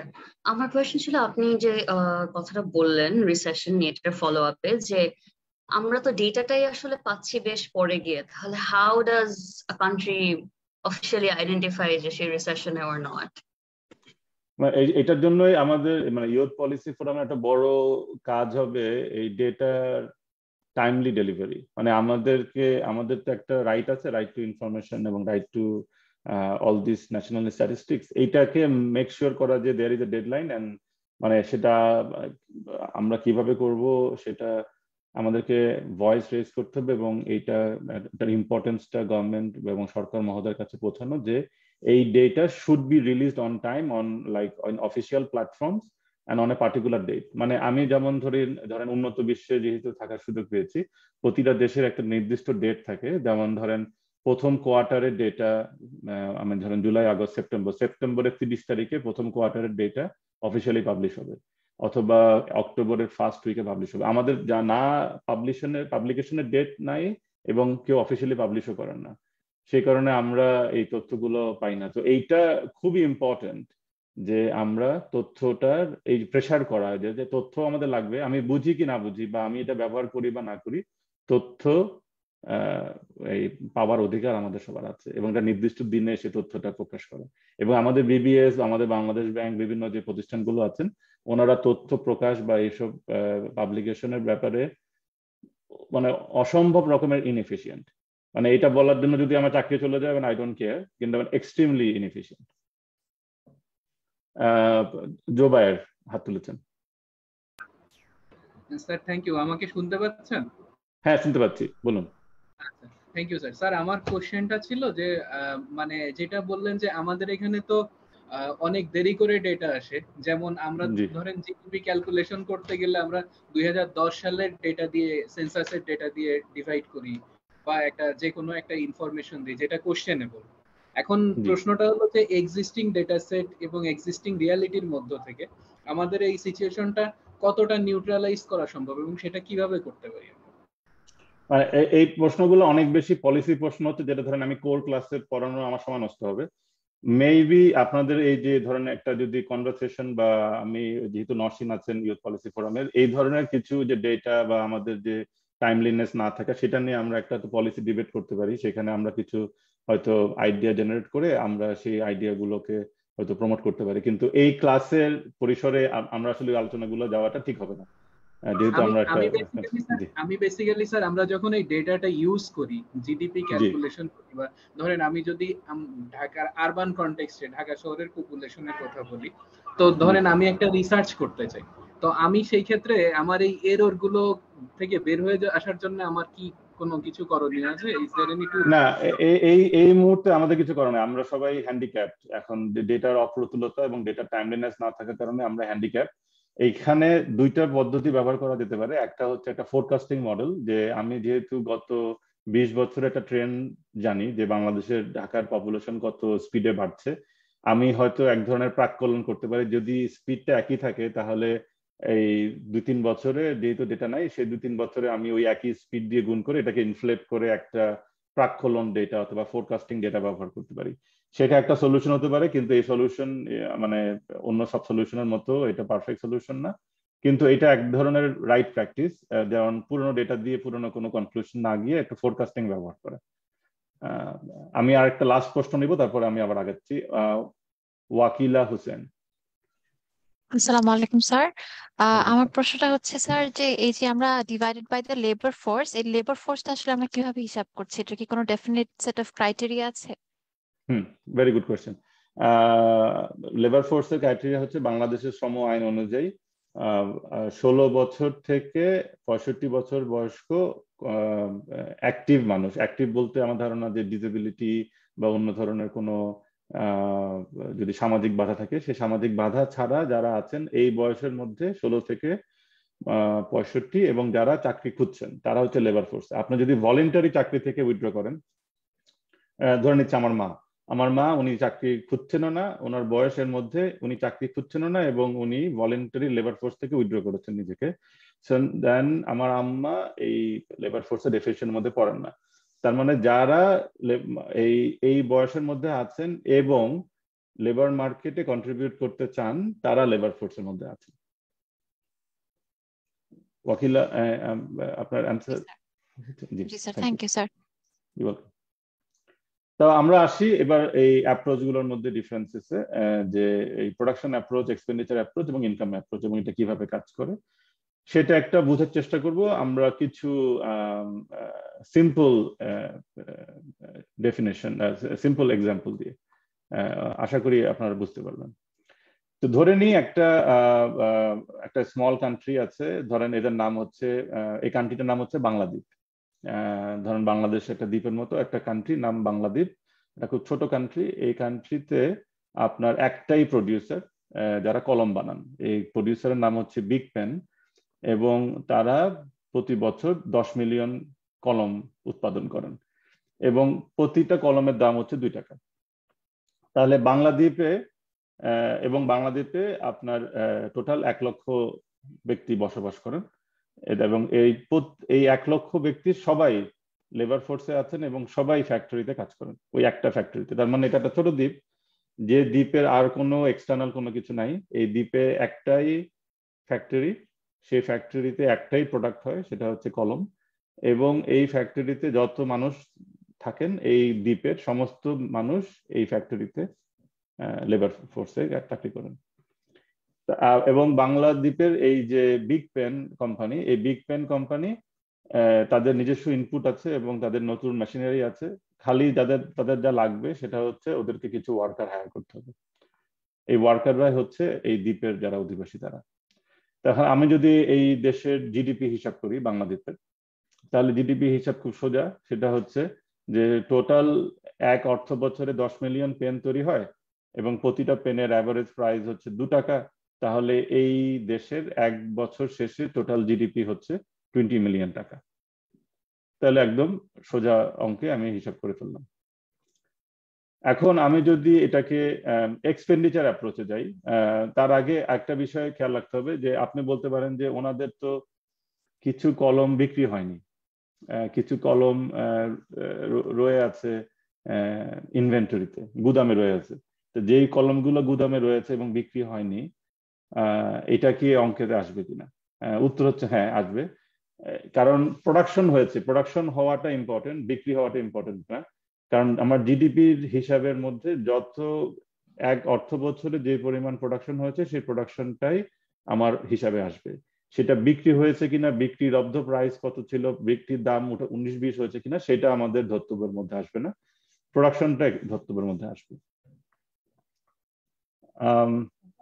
আল জাহিদ, আপনার কোনো প্রশ্ন আছে? আপনার হাত দেখতে পাচ্ছি। জি স্যার এখানে যে 2 টাকা বলা হয়েছে এই এক্সপেন্ডিচার রেটে, 2 টাকা কি কস্ট প্রাইস নাকি নির্ধারিত মূল্য? মানে এটা কি কলম বানানোর কস্ট ছিল নাকি যে নির্ধারিত মূল্য? কারণ কলম বানাতে কলম বানানোর কস্ট মানে আপনার সমস্ত খরচ বাদ দিয়ে যেটা আসে সেটা, মানে আপনার রেভিনিউ প্রাইস না। জি আচ্ছা আচ্ছা। তো এখন আমাদের এই অ্যাপ্রোচের বাইরে আমি যদি লেবার আর পেমেন্ট অ্যাপ্রোচে যাই, তাহলে এখন দেখেন যে এই কোম্পানি যেটা বিগ পেন, তাদের 20 মিলিয়ন টাকা আছে রেভিনিউতে, এবং এই যে টাকাটা ওরা পেয়েছে, এই টাকাটা ওরা কিছু টাকা হচ্ছে ওয়ার্কারকে স্যালারি দেয়, আর কিছু টাকা যে টাকাটা বাকি থাকে সেই বাকি টাকাটা তাদের প্রফিট। আমি যদি ইনকাম অ্যাপ্রোচে যাই, তাহলে দেখেন ইনকামটা কি ওদের ইনকামটা হচ্ছে যে ওই দেশের সমস্ত মানুষের ইনকাম কি, যারা এই স্যালারিটা পাচ্ছে XX, মনে করেন যে স্যালারিটা হচ্ছে X, সবার স্যালারি সমান, এক্স্যাক্টলি সেম, অথবা টোটাল স্যালারি যত টাকা দিতে হয় সমান। তাহলে একটা দেশে টোটাল যা স্যালারি পাচ্ছে সেটা হচ্ছে ধরেন এই XX অ্যামাউন্ট, আর যেহেতু 20 মিলিয়ন তাদের রেভিনিউ হচ্ছে, এই রেভিনিউ থেকে তাকে এই স্যালারিটা দিতে হচ্ছে, এটা বাদ যাচ্ছে। এইটা যোগ করলে হচ্ছে এই অঙ্কটা, এই ব্র্যাকেটের অঙ্কটা হচ্ছে কোম্পানির মালিকের আয়, আর এটা হচ্ছে কোম্পানির ওয়ার্কারদের আয়। টোটাল আয় যদি যোগ করেন তাহলে দেখেন 20 মিলিয়নই হচ্ছে, কারণ এখানে এই -XX আর +XX কাটাকাটি হয়ে যায়, 20 মিলিয়ন থাকে। সো আপনি যদি ইনকাম অ্যাপ্রোচে যান এই দেশের জিডিপি হিসাব করতে, তাহলে আপনি যেমন 20 মিলিয়ন পাচ্ছেন, আপনি যদি এক্সপেন্ডিচার অ্যাপ্রোচে যান আপনি হিসাব করলে 20 মিলিয়ন পাচ্ছেন। এটা খুব একটা স্টাইলাইজড এক্সাম্পল, এটার মানে এর থেকে মোস্ট সিম্পলিস্টিক এক্সাম্পল আর হয় না। অফকোর্স আমরা যখন কমপ্লেক্সিটি এখানে ইন্ট্রোডিউস করব তখন অনেক কিছু কমপ্লেক্স হয়ে যাবে, হয়তো অঙ্কের 19-20 হতে পারে, কিন্তু ফান্ডামেন্টাল আইডিয়াটা আপনাদেরকে বোঝানোর চেষ্টা করছি। তো আমাদের যেটা মনে রাখতে হবে যে বেসিক্যালি যে জিডিপির ক্যালকুলেশনে আমি প্রোডাকশন প্রসেসে যাই, আমি এক্সপেন্ডিচার প্রসেসে যাই, অথবা আমি ইনকাম প্রসেসে যাই, সবগুলো প্রসেসেরই উত্তর কাছাকাছি বা একই রকম হওয়ার কথা। তো এবার আসি ইকোনমিক সিস্টেমটা বোঝার জন্য। তো আমরা ইকোনমিক সিস্টেমটা কিভাবে কাজ করি, এবং যে দেশের উদাহরণ দিলাম, যে আমরা অ্যাজ এ ইন্ডিভিজুয়াল অথবা অ্যাজ এ ফ্যামিলি আমরা আমাদের লেবার সেল করি। আমি একটা দিনের একটা নির্দিষ্ট সময়ে অর্থনৈতিক কর্মকাণ্ডে নিজেকে জড়িত রাখি, এবং আমি যে এই সময়টা আমি বিক্রি করি, এই বিক্রির বিনিময়ে আমি একটা সময়ের ভ্যালু পাই। আবার ফার্মরা আপনার এই লেবারটা কিনে নেয়, এবং ফার্মরা এখান থেকে একটা উৎপাদন করে এবং যে উৎপাদনটা বিক্রি করে মার্কেটে। আবার ফার্ম যে জিনিসটা মার্কেটে বিক্রি করে সেটা কিন্তু আমার পরিবার আবার কিনে নেয়। তার মানে এখানে কিন্তু দুটো লুপ আছে। প্রথম লুপটা হচ্ছে গ্রিন লুপ, সেটা হচ্ছে দেখেন যে এই কোম্পানিগুলো প্রোডাকশন করছে গুডস অ্যান্ড সার্ভিসেস, যেটা ফ্যামিলিরা কিনছে। আবার কোম্পানি কিন্তু ইনকাম পে করছে ফ্যামিলিকে, ফ্যামিলিরা এইখানে ইনকাম নিচ্ছে, সেই ইনকাম দিয়ে আবার প্রোডাকশন কিনছে। আবার আমি যদি এক্সপেন্ডিচারে যাই, এটা হচ্ছে এই গ্রিন লাইন আর গ্রিন লাইন হচ্ছে ইনকাম অ্যাপ্রোচ। আমি যদি এক্সপেন্ডিচার অ্যাপ্রোচে যাই তাহলে দেখেন যে আমি expenditure on goods and services, এক্সপেন্ডিচারটা ফার্মে যাচ্ছে, আবার আমি ফ্যাক্টরস অফ প্রোডাকশনে আমি লেবার দিচ্ছি, সে লেবারের যে খরচ সেটা ফার্মে যাচ্ছে। তার মানে ফার্মের কিন্তু দুটো এক্সপেন্ডিচারের হিসাবে আসে, আবার ইনকামের হিসাবেও একই রকমের অঙ্ক আসে। সো আমি ইনকাম হিসাবে যাই অথবা এক্সপেন্ডিচার হিসাবে যাই অথবা প্রোডাকশন হিসাবে যাই, আমার রেজাল্ট কাছাকাছি হওয়ার কথা।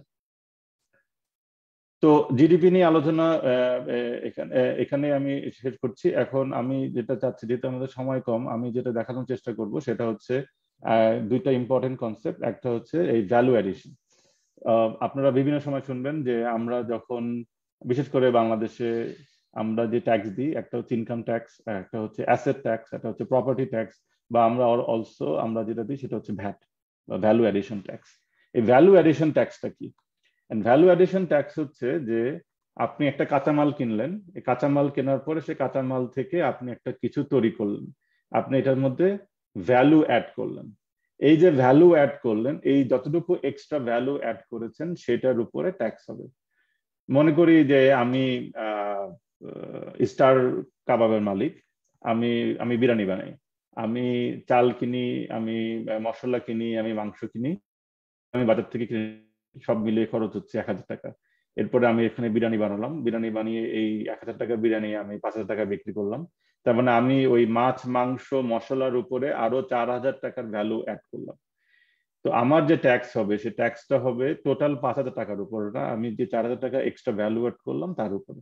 এই ভ্যালু অ্যাডিশনটা খুব ইম্পর্টেন্ট, এটা বিভিন্ন জায়গাতে আসে। এবং ভ্যালু অ্যাডিশন এই জন্য করা হয় যে যেন ডাবল কাউন্টিং না হয়। মনে করেন যে চাল, আমি একবার চালের হিসাব করলাম কৃষকের কাছ থেকে, আমি আবার ওই যদি বেকারি আলাকে বলি বা ওই বিরিয়ানি আলাকে বলি যে তুমি তো চাল কিনছো, চালের তোমার কত টাকার প্রোডাকশন হয়েছে এই বছর বিরিয়ানির, সে যদি আবার বলে 5000 টাকা, তাহলে এই যে সেম চাল যেটা আমি কৃষকের সময় হিসাব করেছিলাম, সেই একই চাল আবার এই বিরিয়ানি আলার কাছ থেকে হিসাব করলে ডাবল কাউন্টিং হবে, কারণ ওই চাল তো অলরেডি একবার কাউন্ট করা হয়ে গেছে।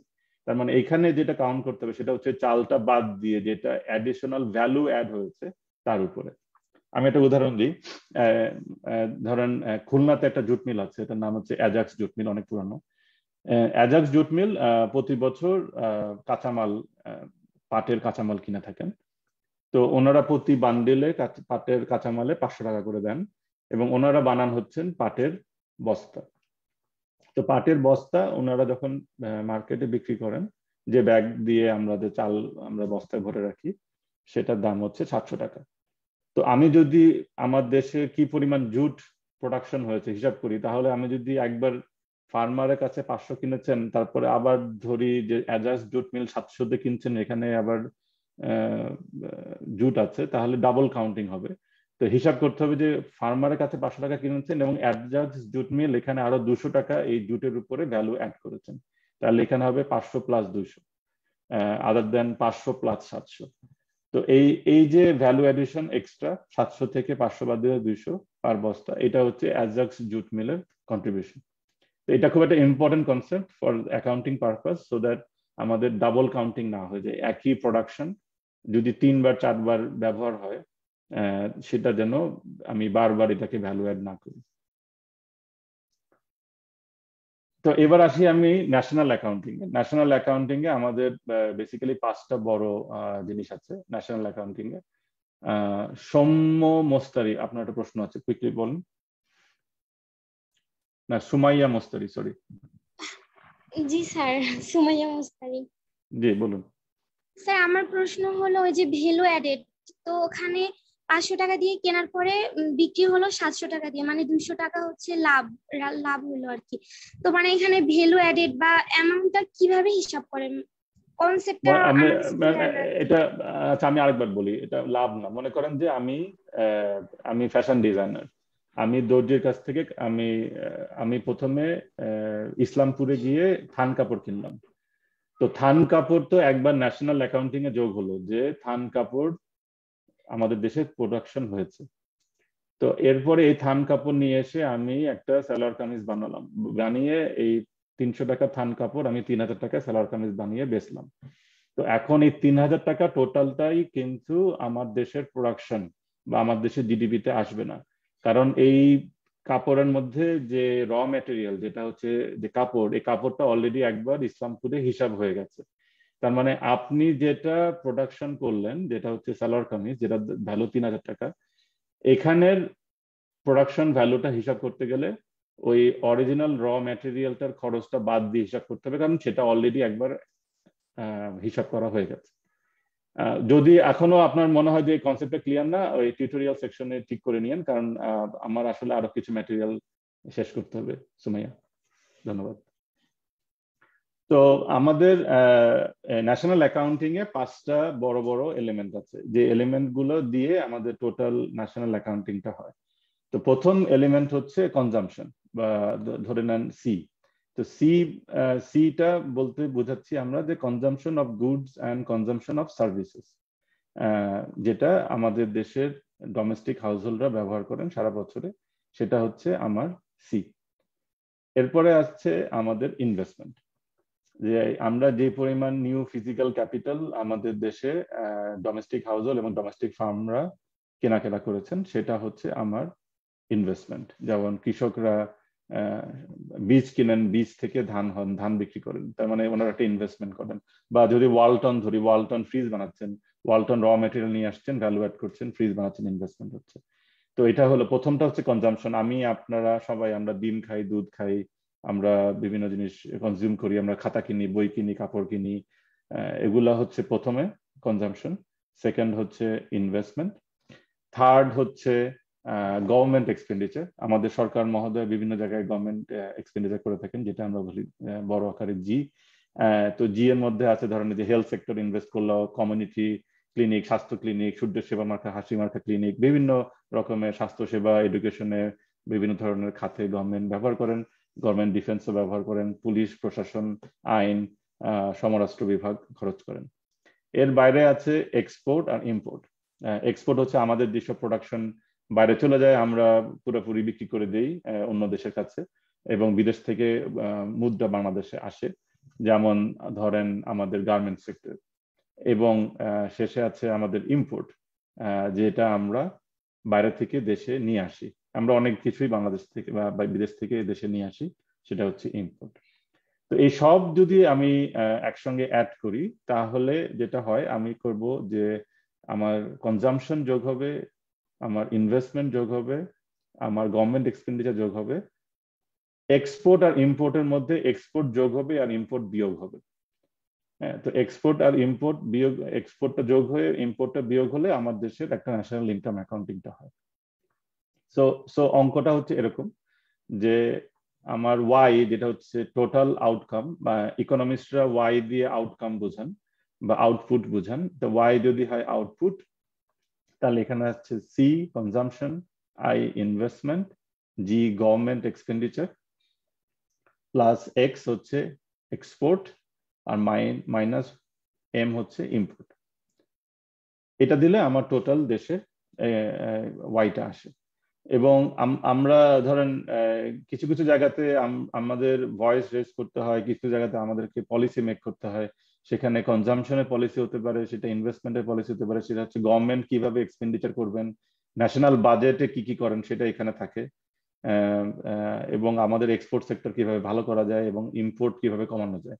এগুলো বিভিন্ন ধরনের আলোচনা এবং পলিসি মেকিং এ এই ওয়াই এর উপরে এটার ওতপ্রোত একটা যোগসূত্র থাকে। তো আমি আপনাদেরকে কয়েকটা প্রশ্ন দিচ্ছি এখানে, যেগুলো আপনারা এই আশেপাশের তথ্য থেকে বা একটু গুগল করলে পাবেন। যেমন প্রথম প্রশ্ন যেটা দিচ্ছি, যেটা আমি আপনাদেরকে দেখাবো, কিন্তু কিছু প্রশ্ন থাকবে যেটা আপনাদের জন্য হোমওয়ার্কের মতো। আশা করবো আপনারা এটা নিয়ে একটু ঘাটাঘাটি করবেন। প্রথম প্রশ্নটা হচ্ছে যে বাংলাদেশের টোটাল অ্যানুয়াল ইকোনমিক প্রোডাকশন কত? মানে আমি বাংলাদেশের জিডিপি কত জিজ্ঞেস করছি আপনাদেরকে, যে অ্যানুয়াল প্রোডাকশন কত এখন এই মুহূর্তে। 2019 সালেরটা আমি দেখিয়েছি, আমি আপনার কাছে জানতে চাই যে 2020 সালেরটা আছে কিনা। তো এখন আপনি যদি এটা খোঁজেন, গুগলে খোঁজেন, তাহলে বিবিএস থেকে কিছু তথ্যপত্র টেবিল পাবেন। আমি একটু আপনাদেরকে বোঝানোর চেষ্টা করব যে টেবিলগুলো কিভাবে ইন্টারপ্রেট করতে হয়। যেমন আমি আজকে সকালে বিবিএস থেকে এই ডাটাটা ডাউনলোড করেছি, এটা ওদের ওয়েবসাইটে আছে, যেখানে একদম ক্লিয়ারলি দেখেন এই হিসাবগুলো আছে। যদিও আমরা এখন 2021 সালে আছি, এখানে গত 4 বছরের হিসাবটা আছে। এবং এখানে দেখবেন যে ডোমেস্টিক ডিমান্ড কত, এগুলো মিলিয়ন টাকাতে আছে। কনজাম্পশন যেটা আমি পড়ালাম, তারপর ইনভেস্টমেন্ট, আমাদের কিছু আছে প্রাইভেট ইনভেস্টমেন্ট, এটা হচ্ছে প্রাইভেট কনজাম্পশন, একটা হচ্ছে গভর্নমেন্ট কনজাম্পশন। তারপরে private investment, public investment. Public ইনভেস্টমেন্টের সরকার মহোদয় বা আমাদের রাষ্ট্র যে ইনভেস্টমেন্ট করে থাকেন। তারপরে আছে এক্সপোর্ট এবং ইম্পোর্ট। এরপরে অন্যান্য অঙ্কগুলো যেভাবে হয় সেভাবে, আমি এটা ডিটেলসে যাব না। একটা কুইক প্রশ্ন করতে চাই, বাংলাদেশের কি এক্সপোর্ট ইম্পোর্টের থেকে বড় না ছোট?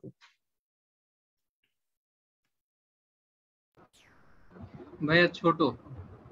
ছোট, তার মানে আমরা বেশি ইম্পোর্ট করি এবং আমরা ইম্পোর্টের তুলনায় এক্সপোর্ট করি কম। এটা আপনাদের অনেকে মনে হতে পারে যে বাংলাদেশ মানে অনেক এক্সপোর্ট করে, আমরা তো অনেক কিছু এক্সপোর্ট করি। আমরা চিংড়ি রপ্তানি করি, আমরা পাট রপ্তানি করি, আমরা গার্মেন্টস রপ্তানি করি, আমরা তো রপ্তানি করি সবকিছু। আমরা প্রচুর পরিমাণে ইম্পোর্টও করি, এবং আমাদের ইম্পোর্ট এবং এক্সপোর্টের দেখেন একটা হিসাব করলে আমাদের ইম্পোর্টের সংখ্যা অনেক বেশি এক্সপোর্টের তুলনায়। এবং এর কারণে দেশের অর্থনৈতিক ম্যানেজমেন্টে কি ধরনের ঝামেলা হয় সেটা আজকে ক্লাসে শেখাতে পারবো না। যদি কখনো সুযোগ হয় অ্যাডভান্স কোর্স করানোর, তখন হয়তো আমরা দেখাতে পারবো। আচ্ছা, আমি আরেকটা অঙ্ক দেখাই, সেটা হচ্ছে যে এটা হচ্ছে পার্সেন্টেজ হিসাবে, যে আমাদের এই পার্সেন্টেজটা কোথায় কেমন এবং এটা কি বাড়ছে না কমছে। এখানে দেখতে পাবেন যে আমাদের ধরেন এক্সপোর্ট, আমাদের টোটাল জিডিপির কত পার্সেন্ট এক্সপোর্ট। এখানে দেখেন যে গত 4-5 বছরে যে ট্রেন্ড, সে ট্রেন্ড দেখে কি আপনাদের মনে হয় আমাদের এক্সপোর্ট দিনকে দিন বৃদ্ধি পাচ্ছে, নাকি আমাদের তথ্যপাত্র অন্য কোনো কথা বলছে? দেখুন তো এই লাইনটা দেখে কেউ একজন কুইকলি বলেন যে বাংলাদেশের এক্সপোর্ট কি দিনকে দিন বাড়ছে নাকি? আল জাহিদ। কমছে স্যার। কমছে। তো যখন পত্রপত্রিকাতে আমাদের মন্ত্রী মহোদয়রা অনেক বড় বড় কথা বলবেন, তখন এই ডেটা বা তথ্যপত্র দিয়ে এখন ডিবেট করতে পারবেন যে এই যে এখানে দেখেন আমাদের এক্সপোর্ট 16 সালে কত ছিল, 17 সালে কত ছিল, মানে টোটাল জিডিপির কত পার্সেন্ট এক্সপোর্ট। এবং আপনি দেখতে পারবেন যে ক্লিয়ারলি নাম্বার ইন্ডিকেট করছে যে আমরা কোন দিকে যাচ্ছি। হ্যাঁ, এবং ইম্পোর্টের দিকে দেখতে পারবেন যে ইম্পোর্ট কোন দিকে যাচ্ছে। আচ্ছা, এখন যেটা আমাদের জন্য খুব ইম্পর্টেন্ট, মানে ইউথ পলিসি ফোরামের জন্য, সরি আল জাহিদ, আপনার কোনো প্রশ্ন আছে এখন? স্যার একটা কুইক প্রশ্ন ছিল, ইনভেস্টমেন্টের আন্ডারে পাবলিক এন্ড প্রাইভেট ছিল, এই পাবলিক ইনভেস্টমেন্টটা কি স্যার জি এর মধ্যে থাকার কথা না গভর্নমেন্ট এক্সপেন্ডিচারের মধ্যে? কারণ ধরেন গভর্নমেন্ট ইনফ্রাস্ট্রাকচার প্রজেক্টে ইনভেস্ট করলো, ওটা কি জি এর মধ্যে পড়ার কথা? না, জি এর মধ্যে হচ্ছে যেগুলো হচ্ছে যে আপনার গভর্নমেন্টের এই রিকভারি হবে না, যেটা যেমন ধরেন আমাকে বিভিন্ন ব্যক্তিবর্গের স্যালারি দিতে হবে, আমাদের যে খরচগুলো এই বছরের কারেন্ট অ্যাকাউন্টে যাবে, ধরেন টিচারের স্যালারি, বই বানানো, তারপরে আমার ওষুধ কেনা, ভ্যাকসিন কেনা, এগুলো সব গভর্নমেন্ট এক্সপেন্ডিচারে যাবে। আর আমরা যেগুলো রাস্তাঘাট বানাচ্ছি, যেটা একটা লম্বা সময় ধরে থাকবে, এটা সহজে এই রাস্তাটা 1 বছরের মধ্যে শেষ হয়ে যাবে না, সেটার ইনভেস্টমেন্ট অ্যাকাউন্টটা আসে হচ্ছে আইতে। জি স্যার। তো এখন আপনাদেরকে প্রশ্ন করছি, আবার একটা প্রশ্ন, যেটা হচ্ছে যে বাংলাদেশের এক্সপেন্ডিচার শেয়ার, যেটা বাজেটের খুব ইম্পর্টেন্ট ফ্যাক্টর, যে এক্সপেন্ডিচারটা কোথায় হচ্ছে, কোন খাতে হচ্ছে, কেন হচ্ছে, কি জন্য হচ্ছে। এই খাতওয়ারি হিসাব যদি দেখি বাংলাদেশের এক্সপেন্ডিচারে, আপনার কি মনে হয় যে বাংলাদেশের এক্সপেন্ডিচার গুলো প্রিটি মাচ সেম লাইনে আছে, নাকি বাংলাদেশের এক্সপেন্ডিচার খাতগুলো খুব উঠানামা করছে? যেমন ধরি বাংলাদেশের স্বাস্থ্য খাতের যে এক্সপেন্ডিচার 15 বছর আগে ছিল, আমাদের কি এখনো সেই একই লেভেলেই এক্সপেন্ডিচার আছে, নাকি স্বাস্থ্য খাতের এক্সপেন্ডিচার বেড়েছে?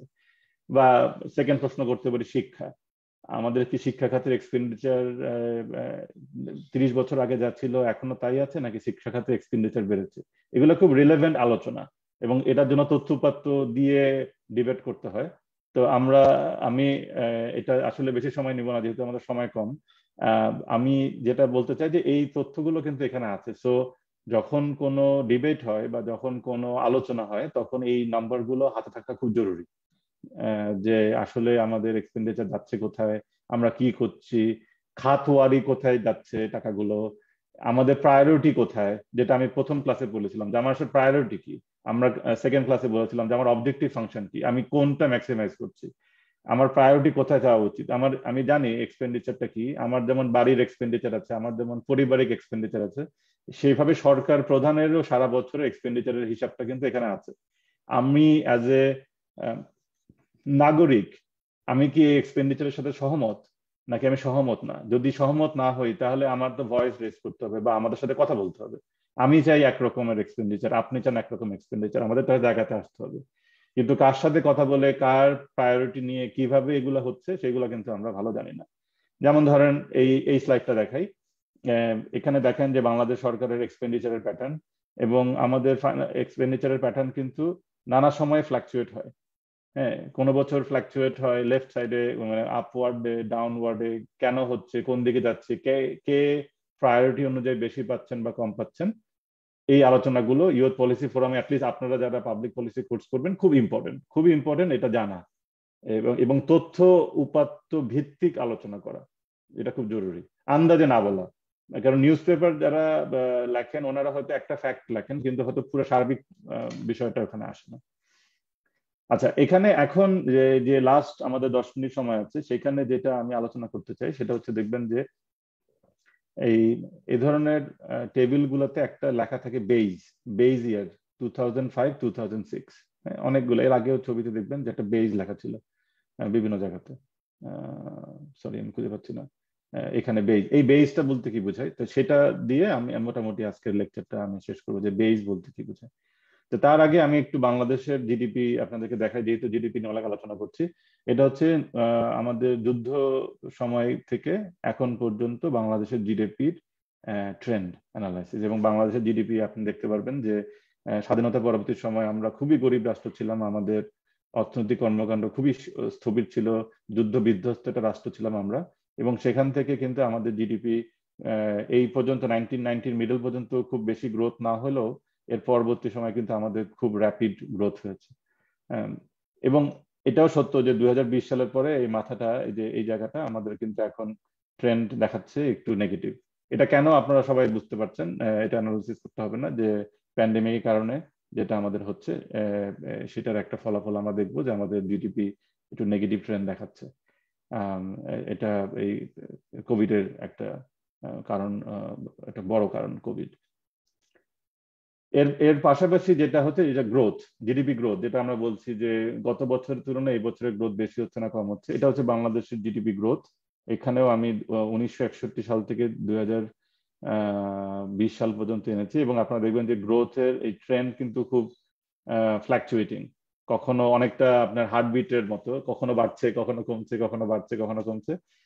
1990 থেকে প্রিটি মাচ স্টেবল পাথে আছে, কিছু গ্রোথ ছিল কিন্তু এই বছরের গ্রোথটা দেখতে পাচ্ছেন যে নেগেটিভ। এটা ফোরকাস্টিং, কারণ আমরা এখনো ডেটা পাইনি। ফোরকাস্টিং বলছে যে বাংলাদেশের গ্রোথ নেগেটিভ হওয়ার কথা এই বছর। আর আমি একটা প্রশ্ন রেখেছি, এটা আপনারা করে দিয়েন। আচ্ছা, আমি এখন যেটা দেখাতে চাচ্ছি সেটা হচ্ছে যে এই জিডিপিতে কি কি মেজার করা হয় না। আমরা জিডিপি নিয়ে অনেক কথা বললাম, এখন আপনার প্রশ্ন আসতে পারে যে অনেক কিছুই তো জিডিপিতে আসে না, এবং এগুলা কিন্তু জিডিপির এক ধরনের শর্টকামিংস। যেমন প্রথম হচ্ছে যে ডেপ্রিসিয়েশন, যে আমি যে একটা কিছু বানালাম সেটা যে ধরেন যদি এটা আসলে অ্যানালিসিসটা একটু ক্রিটিক্যাল। একটা হচ্ছে আমি একটা প্রোডাকশন বানালাম, এটা আমি ভ্যালু বললাম, সেই ভ্যালুটা কি আসলে এটা জাজমেন্ট করা ভ্যালু নাকি এটার যে মানে বাইরের যে মূল্যটা লেখা সেটা। তো মনে করেন যে আমি একটা বিল্ডিং বানালাম কিন্তু বিল্ডিং এর গ্লাস গ্লাস সব ভাঙা, কিন্তু কাগজে লেখা ছিল যে বিল্ডিংটার ভ্যালু হচ্ছে 100 কোটি টাকা, তাহলে 100 কোটি টাকায় জিডিপিতে যোগ হবে। কিন্তু দেখা গেল আসলে বিল্ডিংটা এমন ভাঙাচোরা বিল্ডিং যেটা আসলে 10 কোটি টাকা ভ্যালু নাই। তো এই এখন দুইটা হতে পারে, একটা করাপশনের কারণে হতে পারে, যে করাপশনের কারণে যে বিল্ডিং এ যে ভ্যালু বলা হচ্ছে সেই ভ্যালুটা বিল্ডিং এ নাই। আর একটা হতে পারে যে বিল্ডিংটা বানানো হয়েছে কিন্তু সঙ্গে সঙ্গে ঝড় এসে বিল্ডিং ভেঙে দিয়েছে, সঙ্গে সঙ্গে ডিপ্রিসিয়েশন হয়েছে, ক্যাপিটাল স্টক এবং রিসোর্স ডিপ্লিট হয়ে গেছে, এটা জিডিপিতে রিফ্লেক্ট করে না। আচ্ছা, দ্বিতীয় যেটা সেটা হচ্ছে যে আমাদের মতো দেশে মারা অনেক বড় ধরনের একটা কাজ করে থাকেন, সেটা হচ্ছে যে মারা হচ্ছেন হোম মেকার। তারা ওনাদের কোনো উইকেন্ড নাই, ওনাদের কোনো ছুটি নাই, ওনারা 24 ঘন্টা কাজ করেন। মাদেরকে অসম্ভব কষ্ট করতে হয়, ওনারা বাড়ি দেখাশোনা করেন, রান্না করেন, চাইল্ড কেয়ার করেন, পরিবারের ভরণ পোষণের দায়িত্ব মাথায় নেন। কিন্তু যেহেতু এটার কোনো ধরনের ভ্যালু নাই, মানে আমি আসলে জানি না যে আমার মা আমার জন্য যে কষ্টটা করেন সেটার আওয়ারলি ওয়েজ রেট কত টাকা এটার আওয়ারলি ওয়েজ রেট হওয়া উচিত। তো যেহেতু এই আওয়ারলি ওয়েজ রেটটা কেউ করেন নাই এবং আমাকেও জানি না, সেহেতু এই পরিবারে মেয়েদের যে একটা বড় ধরনের contribution as a home maker সেটা জিডিপিতে আসে না, কারণ যেহেতু এটার প্রোডাকশনটার আমরা কস্ট বা ভ্যালু জানি না এবং এটার কোনো ভ্যালু আমরা এখনো অ্যাড করি নাই। তো এইটা আমাদের মতো দেশে এটা একদম লার্জলি এটা মিস হয়। সেকেন্ড যেটা জিডিপিতে আসে না সেটা হচ্ছে আন্ডারগ্রাউন্ড ইকোনমি। যদি দেশে অনেক ধরনের কালো অর্থনীতি থাকে, যে অর্থনীতি হচ্ছে আনরেগুলেটেড, আনডকুমেন্টেড, ইনফর্মাল সেক্টরে বা করাপশন সেক্টরে, যেগুলো কোনো ডকুমেন্টেশন নাই, সেই ডকুমেন্টেড আনডকুমেন্টেড ইকোনমিক অ্যাক্টিভিটি গুলো জিডিপিতে আসে না। প্রফেসর আবুল বারকাত, ঢাকা ইউনিভার্সিটির অর্থনীতির অধ্যাপক, আমার টিচার, ওনার একটা হিসাব আছে যে বাংলাদেশের কালো অর্থনীতি কতখানি জিডিপি, এবং এটার যদিও এটা এক ধরনের প্রেডিকশন, কিন্তু উনি হিসাব করেছিলেন যে বাংলাদেশে প্রায় 25 থেকে 30% জিডিপি আরো বেশি দেখা যায় যদি কালো অর্থনীতিকে আমরা জয়েন করাতে পারতাম। তার মানে আমাদের এই কালো অর্থনীতি বা আন্ডারগ্রাউন্ড ইকোনমি অনেক স্ট্রং, এবং এটা রেগুলেশনের আওতায় নাই দেখে এটা আমরা মানে একে তো হচ্ছে এটা আমাদের হওয়া উচিত কি হওয়া উচিত না, বা আমাদের কি একটা আন্ডারগ্রাউন্ড ইকোনমি অ্যাক্টিভিটি থাকা উচিত কিনা, সেটা একটা ডিফারেন্ট কোয়েশ্চেন। কিন্তু এটা যেহেতু হিসাবের মধ্যে আসে না, সেটার কারণে জিডিপিতেও আমাদের এই অ্যাক্টিভিটি গুলো রিফ্লেক্টেড হয় না। ফোর্থ ওয়ান সেটা হচ্ছে যে পলিউশন, যে আমি অর্থনৈতিক কর্মকাণ্ড করছি কিন্তু অর্থনৈতিক কর্মকাণ্ডের কারণে তো আমার পরিবেশও ক্ষতিগ্রস্ত হচ্ছে, পরিবেশেরও আমার অনেক ধরনের ইম্প্যাক্ট হচ্ছে। সেটা কি আমি নেগেটিভ কোনো কিছু দিয়ে খরচ দেখাই কিনা? তার মানে আমার যেটা আমি দেখাচ্ছিলাম যে C + I + G + X - M, সেখানে -M এর পাশাপাশি মাইনাস এনভায়রনমেন্টও থাকা উচিত, যে প্রতি বছর আমার কি পরিমাণ এনভায়রনমেন্টাল ক্ষতি হচ্ছে এই অর্থনৈতিক কর্মকাণ্ড করার জন্য, সেটা আমাদের এখানে আসে না। সেখানে অনেক ধরনের কিছু হতে পারে, ক্রাইম হতে পারে, নয়েজ হতে পারে, অন্যান্য বিষয় হতে পারে, যেটা আমাদের হিসাবের মধ্যে আসে না। আর ফাইনালি যেটা আসে না, যে ধরেন আপনি কি সময় কতটুকু সময় আরাম করেন, আরামের কোনো ভ্যালু নেই। যে আমি ঘরে বসে একটু আরাম করি, আমি ঘরে বসে ঘুমাই, আমি মানে ধরেন ঘুমানোর কোনো ভ্যালু নাই, যে ভালো ঘুমানোর জন্য কত ভ্যালু দেওয়া উচিত, কোন দেশের লোক বেশি ঘুমায়, তাদের জিডিপি বেশি কি কম, এই ধরনের কোনো হিসাব নিকাশ, লেজারের কোনো হিসাব নিকাশ জিডিপিতে নাই। আর আরেকটা খুব ইম্পর্টেন্ট আমাদের জন্য, সেটা হচ্ছে যে জিডিপি কিন্তু শুধুমাত্র একটা দেশের একটা জিওগ্রাফিক্যাল রিজিয়নে কি পরিমাণ ইকোনমিক অ্যাক্টিভিটি হচ্ছে সেটা মেজার করে। তার মানে আমাদের বাংলাদেশি যারা বাংলাদেশের বাইরে বসে অর্থনৈতিক কর্মকাণ্ডে জড়িত আছেন, তাদের কন্ট্রিবিউশন কিন্তু জিডিপিতে আসে না। যেমন ধরেন আমি যেমন আমেরিকাতে বসে শিক্ষকতা করি, আমি যে আমেরিকাতে বসে শিক্ষকতা করি, আমার কন্ট্রিবিউশন বাংলাদেশের জিডিপিতে আসে না, এটা আমাদের হিসাবে আসে না। একইভাবে আমাদের সৌদি আরবে বা কাতারে অথবা মিডল ইস্টে যে পরিমাণ বাংলাদেশিরা কাজকর্ম করছেন, তারা কি পরিমাণ ভ্যালু অ্যাড করছেন সেটা জিডিপিতে আসে না, এটা শুধুমাত্র ওই জিওগ্রাফিক্যাল রিজিয়নের মধ্যে অন্তর্ভুক্ত। সো এই অঙ্কটা যদি আনতে হয় তাহলে সেটার জন্য আলাদা স্ট্যাটিস্টিক্স আছে, সেই স্ট্যাটিস্টিক্সটাকে বলে GNP, gross national product. Gross national product হচ্ছে যে বাংলাদেশিরা পৃথিবী যেখানে থাকুক না কেন, তারা যা ইনকাম করবে সেটা ওখানে আসবে। এটা হচ্ছে শুধু বাংলাদেশিদের কন্ট্রিবিউশন, সে বাংলাদেশে যেখানে থাকবে পৃথিবীর, তার কন্ট্রিবিউশনটা হিসাবে আসবে, সেটা হচ্ছে জিএনপি, গ্রস ন্যাশনাল প্রোডাক্ট। আর গ্রস ডোমেস্টিক প্রোডাক্ট বা জিডিপি হচ্ছে ওই ভূখণ্ডের মধ্যে যত অর্থনৈতিক কর্মকাণ্ড হবে সেটা আসবে। সেখানে এটা কি বাংলাদেশি কন্ট্রিবিউশন করলো, নাকি জাপানি কন্ট্রিবিউশন করলো, নাকি এটা ইন্ডিয়ানরা কন্ট্রিবিউশন করলো, এটা ধর্তব্যের মধ্যে আসবে না, ওই ভূখণ্ডের মধ্যে হচ্ছে, তাই সেটা জিডিপির হিসাবে আসবে। আচ্ছা, আর লাস্ট যেটা পড়ানোর দরকার সেটা হচ্ছে যে nominal versus real GDP. Nominal versus real GDP হচ্ছে যে আপনারা বলতে পারেন যে আপনি যে অঙ্ক করছেন যে গত বছরও আমার দেশে আম ছিল 10টা, সে 10টা আম জিডিপির হিসাবে আসছে, আমি 500 টাকা করে গুণ করে বলে দিয়েছি। এই বছর তো আমের দাম অনেক বেশি, এই 10টা আম কিন্তু এখন আমার লাগতেছে 1000 টাকা। তাহলে কি আমার জিডিপি আর্টিফিশিয়ালি বেড়ে গেল কিনা? কারণ আমার তো প্রোডাকশন বাড়েনি। গত বছরও 10টা আম হয়েছে দেশে, এই বছরও 10টা আম হয়েছে দেশে, কিন্তু গত বছর 10টা আমের ভ্যালু ছিল 500 টাকা, এই বছর 10টা আমের ভ্যালু হচ্ছে 1000 টাকা। তাহলে কি যা শুধুমাত্র এটার ভ্যালু বেড়ে গেছে দেখে জিডিপি বেড়ে গেছে বলবো, নাকি এই এটাকে আমরা কিভাবে অ্যাডজাস্ট করবো? যে এই যে অ্যাডজাস্টমেন্টটা, সেটাকে আমরা বলি হচ্ছে এই রিয়েল ভার্সেস নমিনাল জিডিপি। আমি একটা অঙ্ক দিই, অঙ্কটা হলে আপনার জন্য বুঝতে সুবিধা হবে, এবং এখানে ওই বেজ ইয়ারের বিষয়টা আসে। তো ধরে নিই আমরা একটা দেশে থাকি যে দেশে খালি দুটো প্রোডাকশন হয়, একটা হচ্ছে মাছ আর একটা হচ্ছে চাল।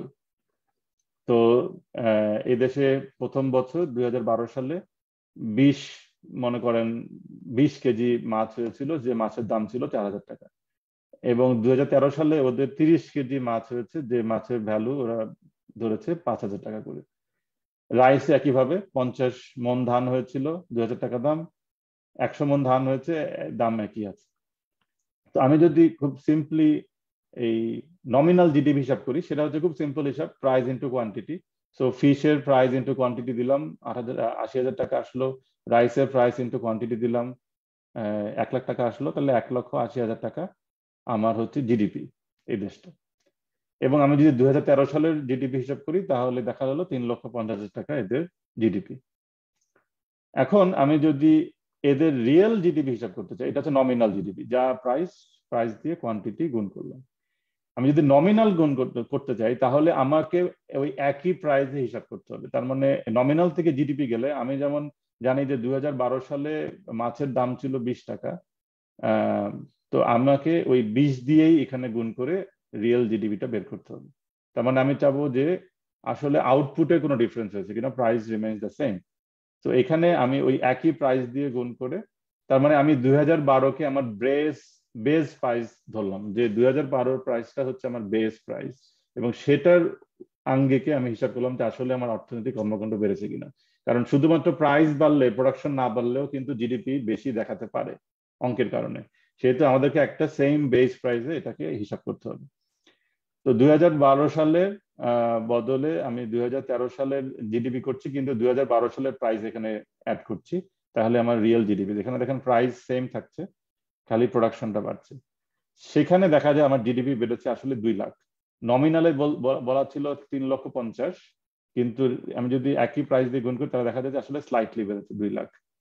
তো আমি যদি এখন এই জিডিপি গ্রোথ রেটটা হিসাব করি, তাহলে দেখেন নমিনাল গ্রোথ রেটে 94% জিডিপি রাইজ হয়েছে বলবো আমরা, কিন্তু রিয়েল সেন্সে জিডিপি আসলে বেড়েছে মাত্র 11%। তো এটা হচ্ছে রিয়েল ভার্সেস নমিনাল জিডিপি হিসাব, এবং যেটা আমাদের বিভিন্ন সময় কাজে লাগে। সো স্পেশালি কাজে লাগে কনজিউমার প্রাইস ইন্ডেক্স, যে আমাদের দেশে প্রাইস কিভাবে বাড়ছে, জিনিসপত্রের দাম কিভাবে বাড়ছে। তার মানে আপনি 100 টাকা দিয়ে এখন যা কিনতে পারেন, আপনি কি 5 বছর আগে 100 টাকা দিয়ে একই জিনিস কিনতে পারতেন না বেশি কিনতে পারতেন? তার মানে আপনার 100 টাকার পারচেজিং পাওয়ার কি আস্তে আস্তে কমে আসছে কিনা, যে আমার 100 টাকা আগে যা যা কিনতে পারতো, এখন আমার এই 100 টাকায় একই জিনিস কিনতে পারে না। তার মানে আমার 100 টাকা আস্তে আস্তে কমে আসছে। তার মানে আমাকে কিন্তু 10 বছর আগের 100 টাকা 10 বছর পরে 115 টাকার সমান। বুঝতে পেরেছি? তার মানে আমার 100 টাকা আগে 10 বছর আগে ছিল, যেমন অনেকে বলে যে শেরশাহ আমলে টাকায় 6 মণ ধান পাওয়া যেত, তো এখন এই 6 মণ ধান কিনতে কত টাকা লাগবে? মানে ধান সেম থাকবে, 6 মণ শেরশাহ আমলে 6 টাকা, আর 6 মণ এই এখনকার আমলে কত টাকা। তার মানে ওই তখনকার 6 টাকা এখনকার এত টাকার সমান, কারণ টাকা আস্তে আস্তে তার যে ক্ষমতা, সে ক্ষমতাটা হারিয়েছে। তো এইটা খুব ইম্পর্টেন্ট, কারণ আমাদেরকে যে কোনো কিছু হিসাব করতে হয় দুই ভাবে, একটা হচ্ছে নমিনাল, একটা হচ্ছে রিয়েল। নমিনাল হচ্ছে যা হচ্ছে, যে আমার বেতন 10,000 টাকা, 10 বছর আগে 10,000 টাকা ছিল, এখনো 10,000 টাকা আছে, কিন্তু আমার রিয়েল ইনকাম কত? আমার রিয়েল ইনকাম কিন্তু কমছে, কারণ 10,000 টাকা দিয়ে আমি 10 বছর আগে যা কিনতে পারতাম, আমি কিন্তু 10,000 টাকা দিয়ে এখন কিনতে পারছি না। তার মানে আমার ইনকাম যদি একই থাকে 10 বছর আগে এবং 10 বছর পরে, তার মানে আমার কিন্তু আসলে রিয়েল ইনকাম কমছে। আমার যে প্রথমে যখন সাইন করেছিলাম তখন তো 10,000 টাকা ছিল, সেই 10,000 টাকা এখন এসে 7,500 টাকার কাছাকাছি একটা ভ্যালু আসছে। আমার আসলে ইনকাম কমে, তার মানে আমার যদি বেতন না বাড়ে, ইনফ্লেশনটা যদি আমি অ্যাডজাস্ট না করি, তার মানে 10 বছর আগে 10,000 টাকা এখন 10 বছর পরে 13,000 টাকা সমান। তার মানে আমার বেতন 13,000 টাকা হওয়া উচিত। এটা কিন্তু আমার কোনো অর্থনৈতিক বা আমার কোনো ক্যারিয়ারের গ্রোথ হয়নি, এটা জাস্ট আমার সেম পারচেজিং পাওয়ার আছে কিনা, মানে আমি যে টাকা দিয়ে আগে যা কিনতে পারতাম এখন সেই টাকা দিয়ে সেটা কিনতে পারি কিনা। একজন হাত তুলেছেন, নওশিনারা।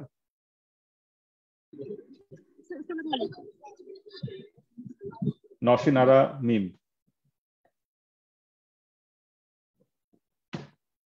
ঠিক আছে, উনি মনে কথা বলতে চাচ্ছেন না, ঠিক আছে। আমার এমনিতেও কাছাকাছি চলে আসছি। সো আমি একটু র্যাপ আপ করি। আমি যেটা পড়াতে চাইছিলাম লাস্ট, সেটা হচ্ছে বাংলাদেশের ইনফ্লেশন রেট দেখানো। আমাদের ইনফ্লেশন রেটটা দেখলে আপনি বুঝতে পারবেন যে আমাদের বিভিন্ন সময় প্রাইস কিন্তু বেশ ফ্লাকচুয়েট করে, স্পেশালি অন অ্যান অ্যাভারেজ আমাদের ইনফ্লেশন রেট 4 থেকে 5%, অনেক সময় 6% পর্যন্ত দেখা যায়। তার মানে যেটা আমার প্রায় হয়, আমি বাংলাদেশে যখনই যাই তখনই আমি এই রিক্সাওয়ালাদের সাথে কথা বললে আমি বুঝতে পারি যে আমি এই সেম ডিস্টেন্স আগে যেই রিক্সা ভাড়া দিতাম এখন সেই রিক্সা ভাড়া সেই ডিস্টেন্সে যায় না। তো আমার জন্য ইনফ্লেশন হিসাব করা হচ্ছে রিক্সাওয়ালার সাথে কথা বলা, কারণ এছাড়া খুব সহজে বোঝা যায় না। যেমন আমি যেহেতু ঢাকার ছেলে, ঢাকা থেকে আমি ধানমন্ডি থেকে এক জায়গায় যেতে আমার 10 টাকা লাগতো, এখন আমি দেখি যে ওই জায়গায় যেতে 25 টাকা লাগে। তাহলে আমি বুঝতে পারি যে ইনফ্লেশনটা বেড়ে 2 গুণ 3 গুণ হয়ে গেছে। তো ইনফ্লেশনটা খুব ইম্পর্টেন্ট, এবং এই জিডিপি ক্যালকুলেশনের সাথে ইনফ্লেশনের একটা ওতপ্রোত সম্পর্ক আছে, যেটা রিয়েল জিডিপি নমিনাল জিডিপি হিসাব করতে সহযোগিতা করে। তো আজকে এই পর্যন্তই। আমি শেষ করব কয়েকটা প্রশ্ন করে, যে আপনারা যারা শিখলেন সেখান থেকে কয়েকটা প্রশ্নের উত্তর আপনাদের চিন্তা করা উচিত। একটা হচ্ছে যে বাংলাদেশের আনএমপ্লয়মেন্ট রেট এখন বাড়ছে কিনা, এবং যদি বাড়ে তাহলে আমাদের কি করা উচিত। আমাদের নেট এক্সপোর্ট নেগেটিভ কেন, নেট এক্সপোর্ট মানে এক্সপোর্ট মাইনাস ইম্পোর্ট, আমাদের নেগেটিভ কারণে আমাদের সরকার মহলের বা ফার্মদের কি করা উচিত। আমাদের জিডিপি গ্রোথ যদি ডিক্লাইন হয় তাহলে আমাদের কি কি পলিসি প্রায়োরিটি বা কি ধরনের এক্সপেন্ডিচার বা কি ধরনের বাজেট এক্সপেন্ডিচারে যাওয়া উচিত। এই ধরনের চিন্তা ভাবনা বা কথাবার্তা বা এই বিষয়ে ডিবেট শুরু করার জন্য এই ক্লাস শেষেই আপনাদের চিন্তা ভাবনা করতে পারা দরকার বলে আমি মনে করি। তাহলে এই যা শিখালাম আজকে সেটার অ্যাপ্লিকেশনটা অনেক বেশি কার্যকরী হবে। সো অনেক কথা বললাম, আপনারা টানা 3 সপ্তাহ আমার সঙ্গে ছিলেন, আজকে আমার লাস্ট ক্লাস। সবাইকে অসংখ্য ধন্যবাদ। হোপফুলি যে আমি আপনাদেরকে কিছু হলেও হেল্প করতে পেরেছি। আমি আরো 10-15 মিনিট আছে, আপনাদের যদি কারো কোনো প্রশ্ন থাকে আমাকে করতে পারেন। সবাই ভালো থাকবেন, আসসালামু আলাইকুম।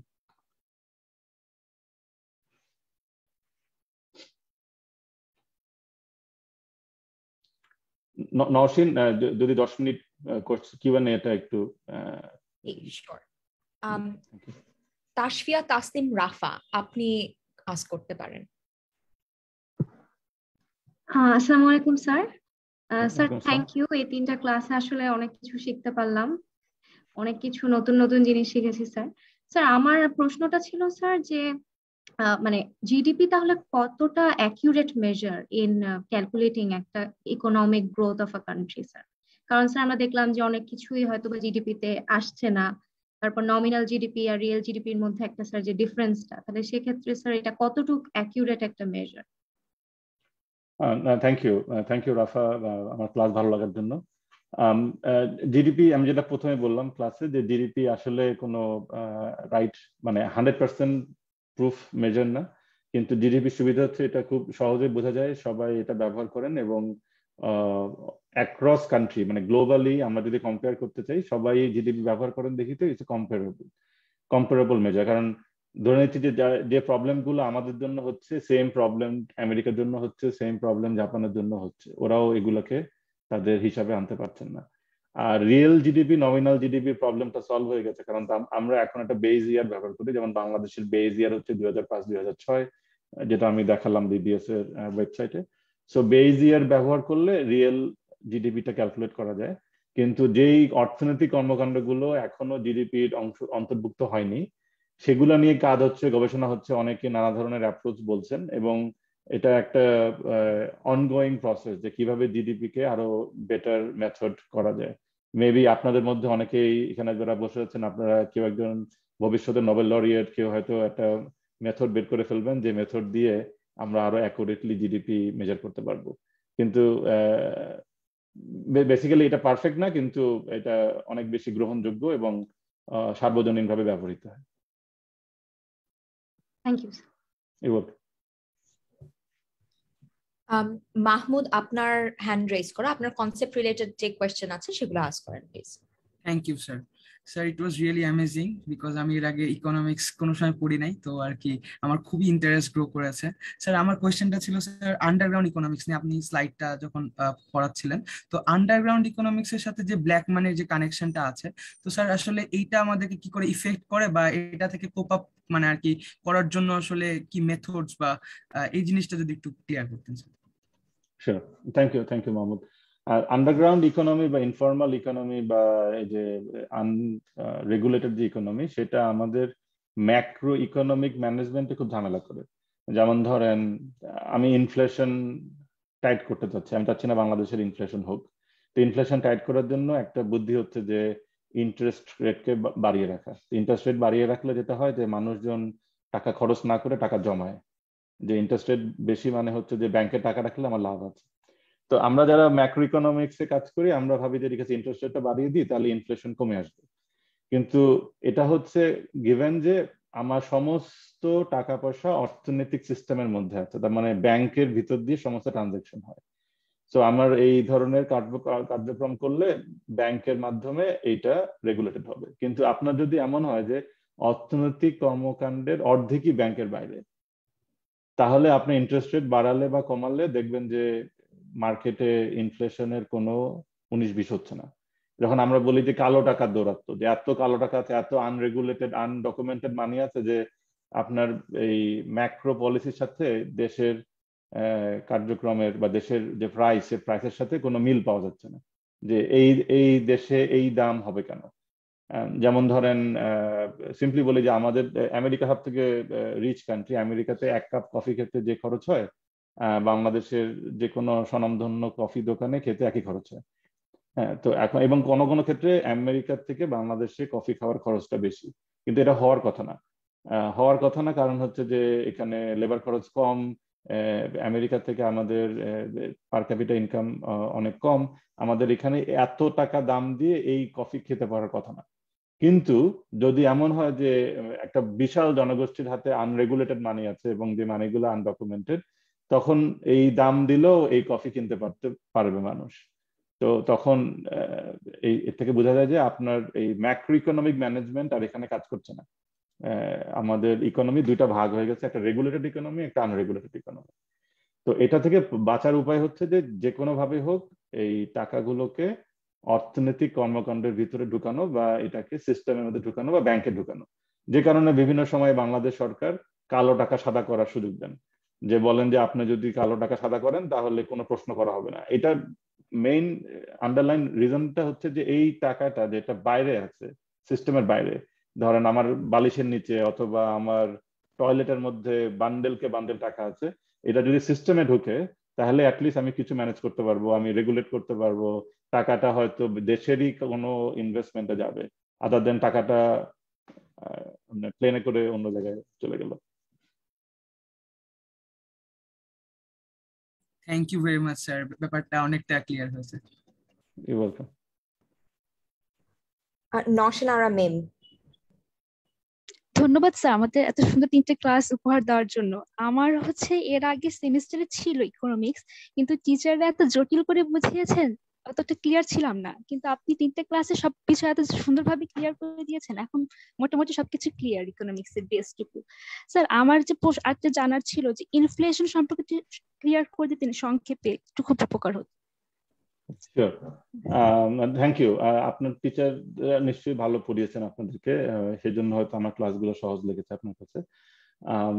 ইনফ্লেশন হচ্ছে যে যেটা বললাম যে বেস প্রাইসটা খুব ইম্পর্টেন্ট। যে ধরেন আমি ধরে নিলাম যে আমি একটা দেশের একটা বাস্কেট অফ গুড কিনতে চাই, হ্যাঁ, যে আমার দৈনন্দিন বেঁচে থাকার জন্য আমার কি বাস্কেট লাগে, ধরে নিচ্ছি যে বাংলাদেশের বাস্কেটটা কি হবে।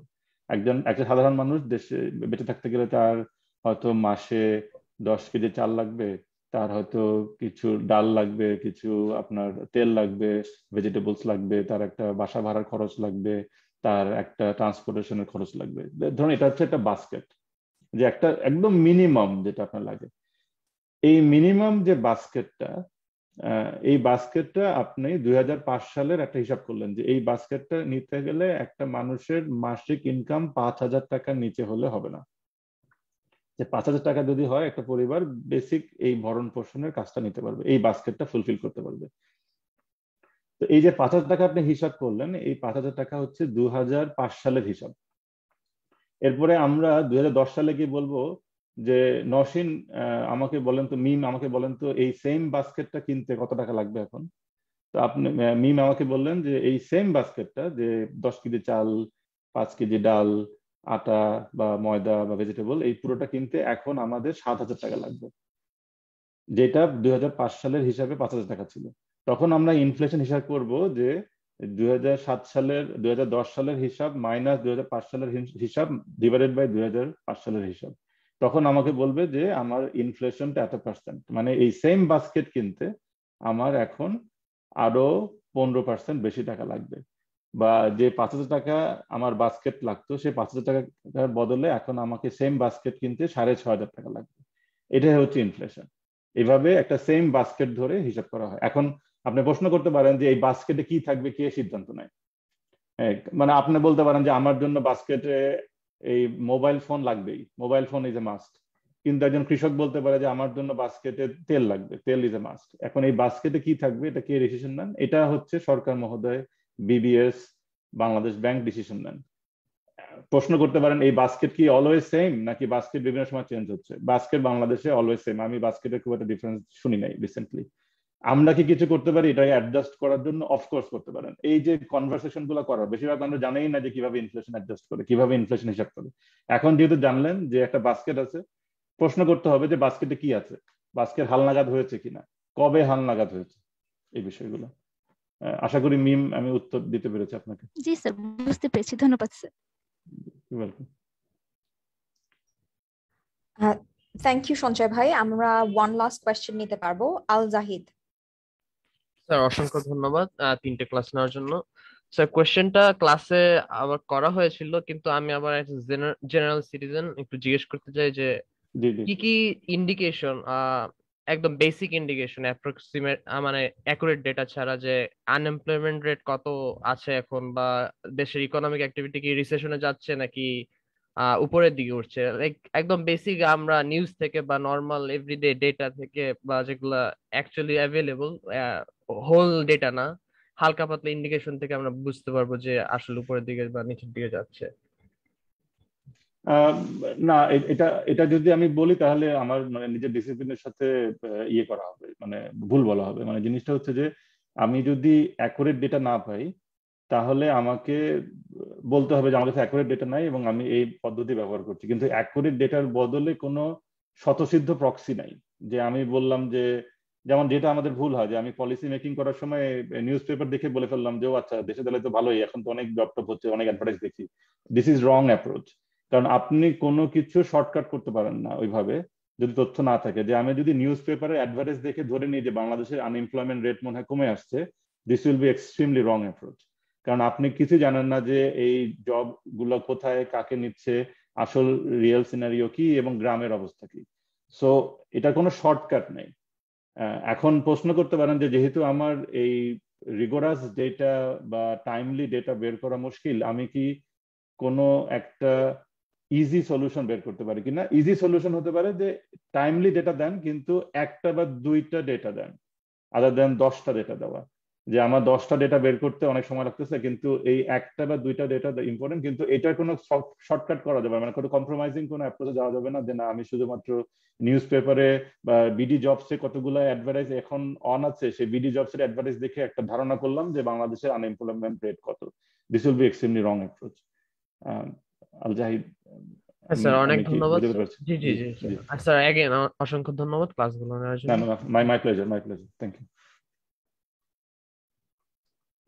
থ্যাংক ইউ সো মাচ সবাইকে। আমাদের এই সেশনের সাথে আমাদের বেসিক ক্লাস্টারের সবগুলো ক্লাস শেষ হয়ে গেল। আমরা চেষ্টা করব যে এই সপ্তাহের মধ্যে আপনাদের সাথে একটা সেশন করার, যেটাতে আমরা আপনাদের যে এমসিকিউ গুলো ছিল সেটা আমরা ডিসকাস করব, যে আপনাদের কোন কোন কোয়েশ্চেন্স ঠিক ছিল এবং কেন ছিল, আপনাদের কোন অ্যান্সার্স ভুল ছিল এবং সেটা কেন ছিল। আর আপনাদের সাথে আমরা খুব তাড়াতাড়ি শেয়ার করব যে আমাদের এই কোর্সটার অ্যাসেসমেন্টটা, ফাইনাল অ্যাসেসমেন্টটা যেটা, সেটা কিভাবে হবে।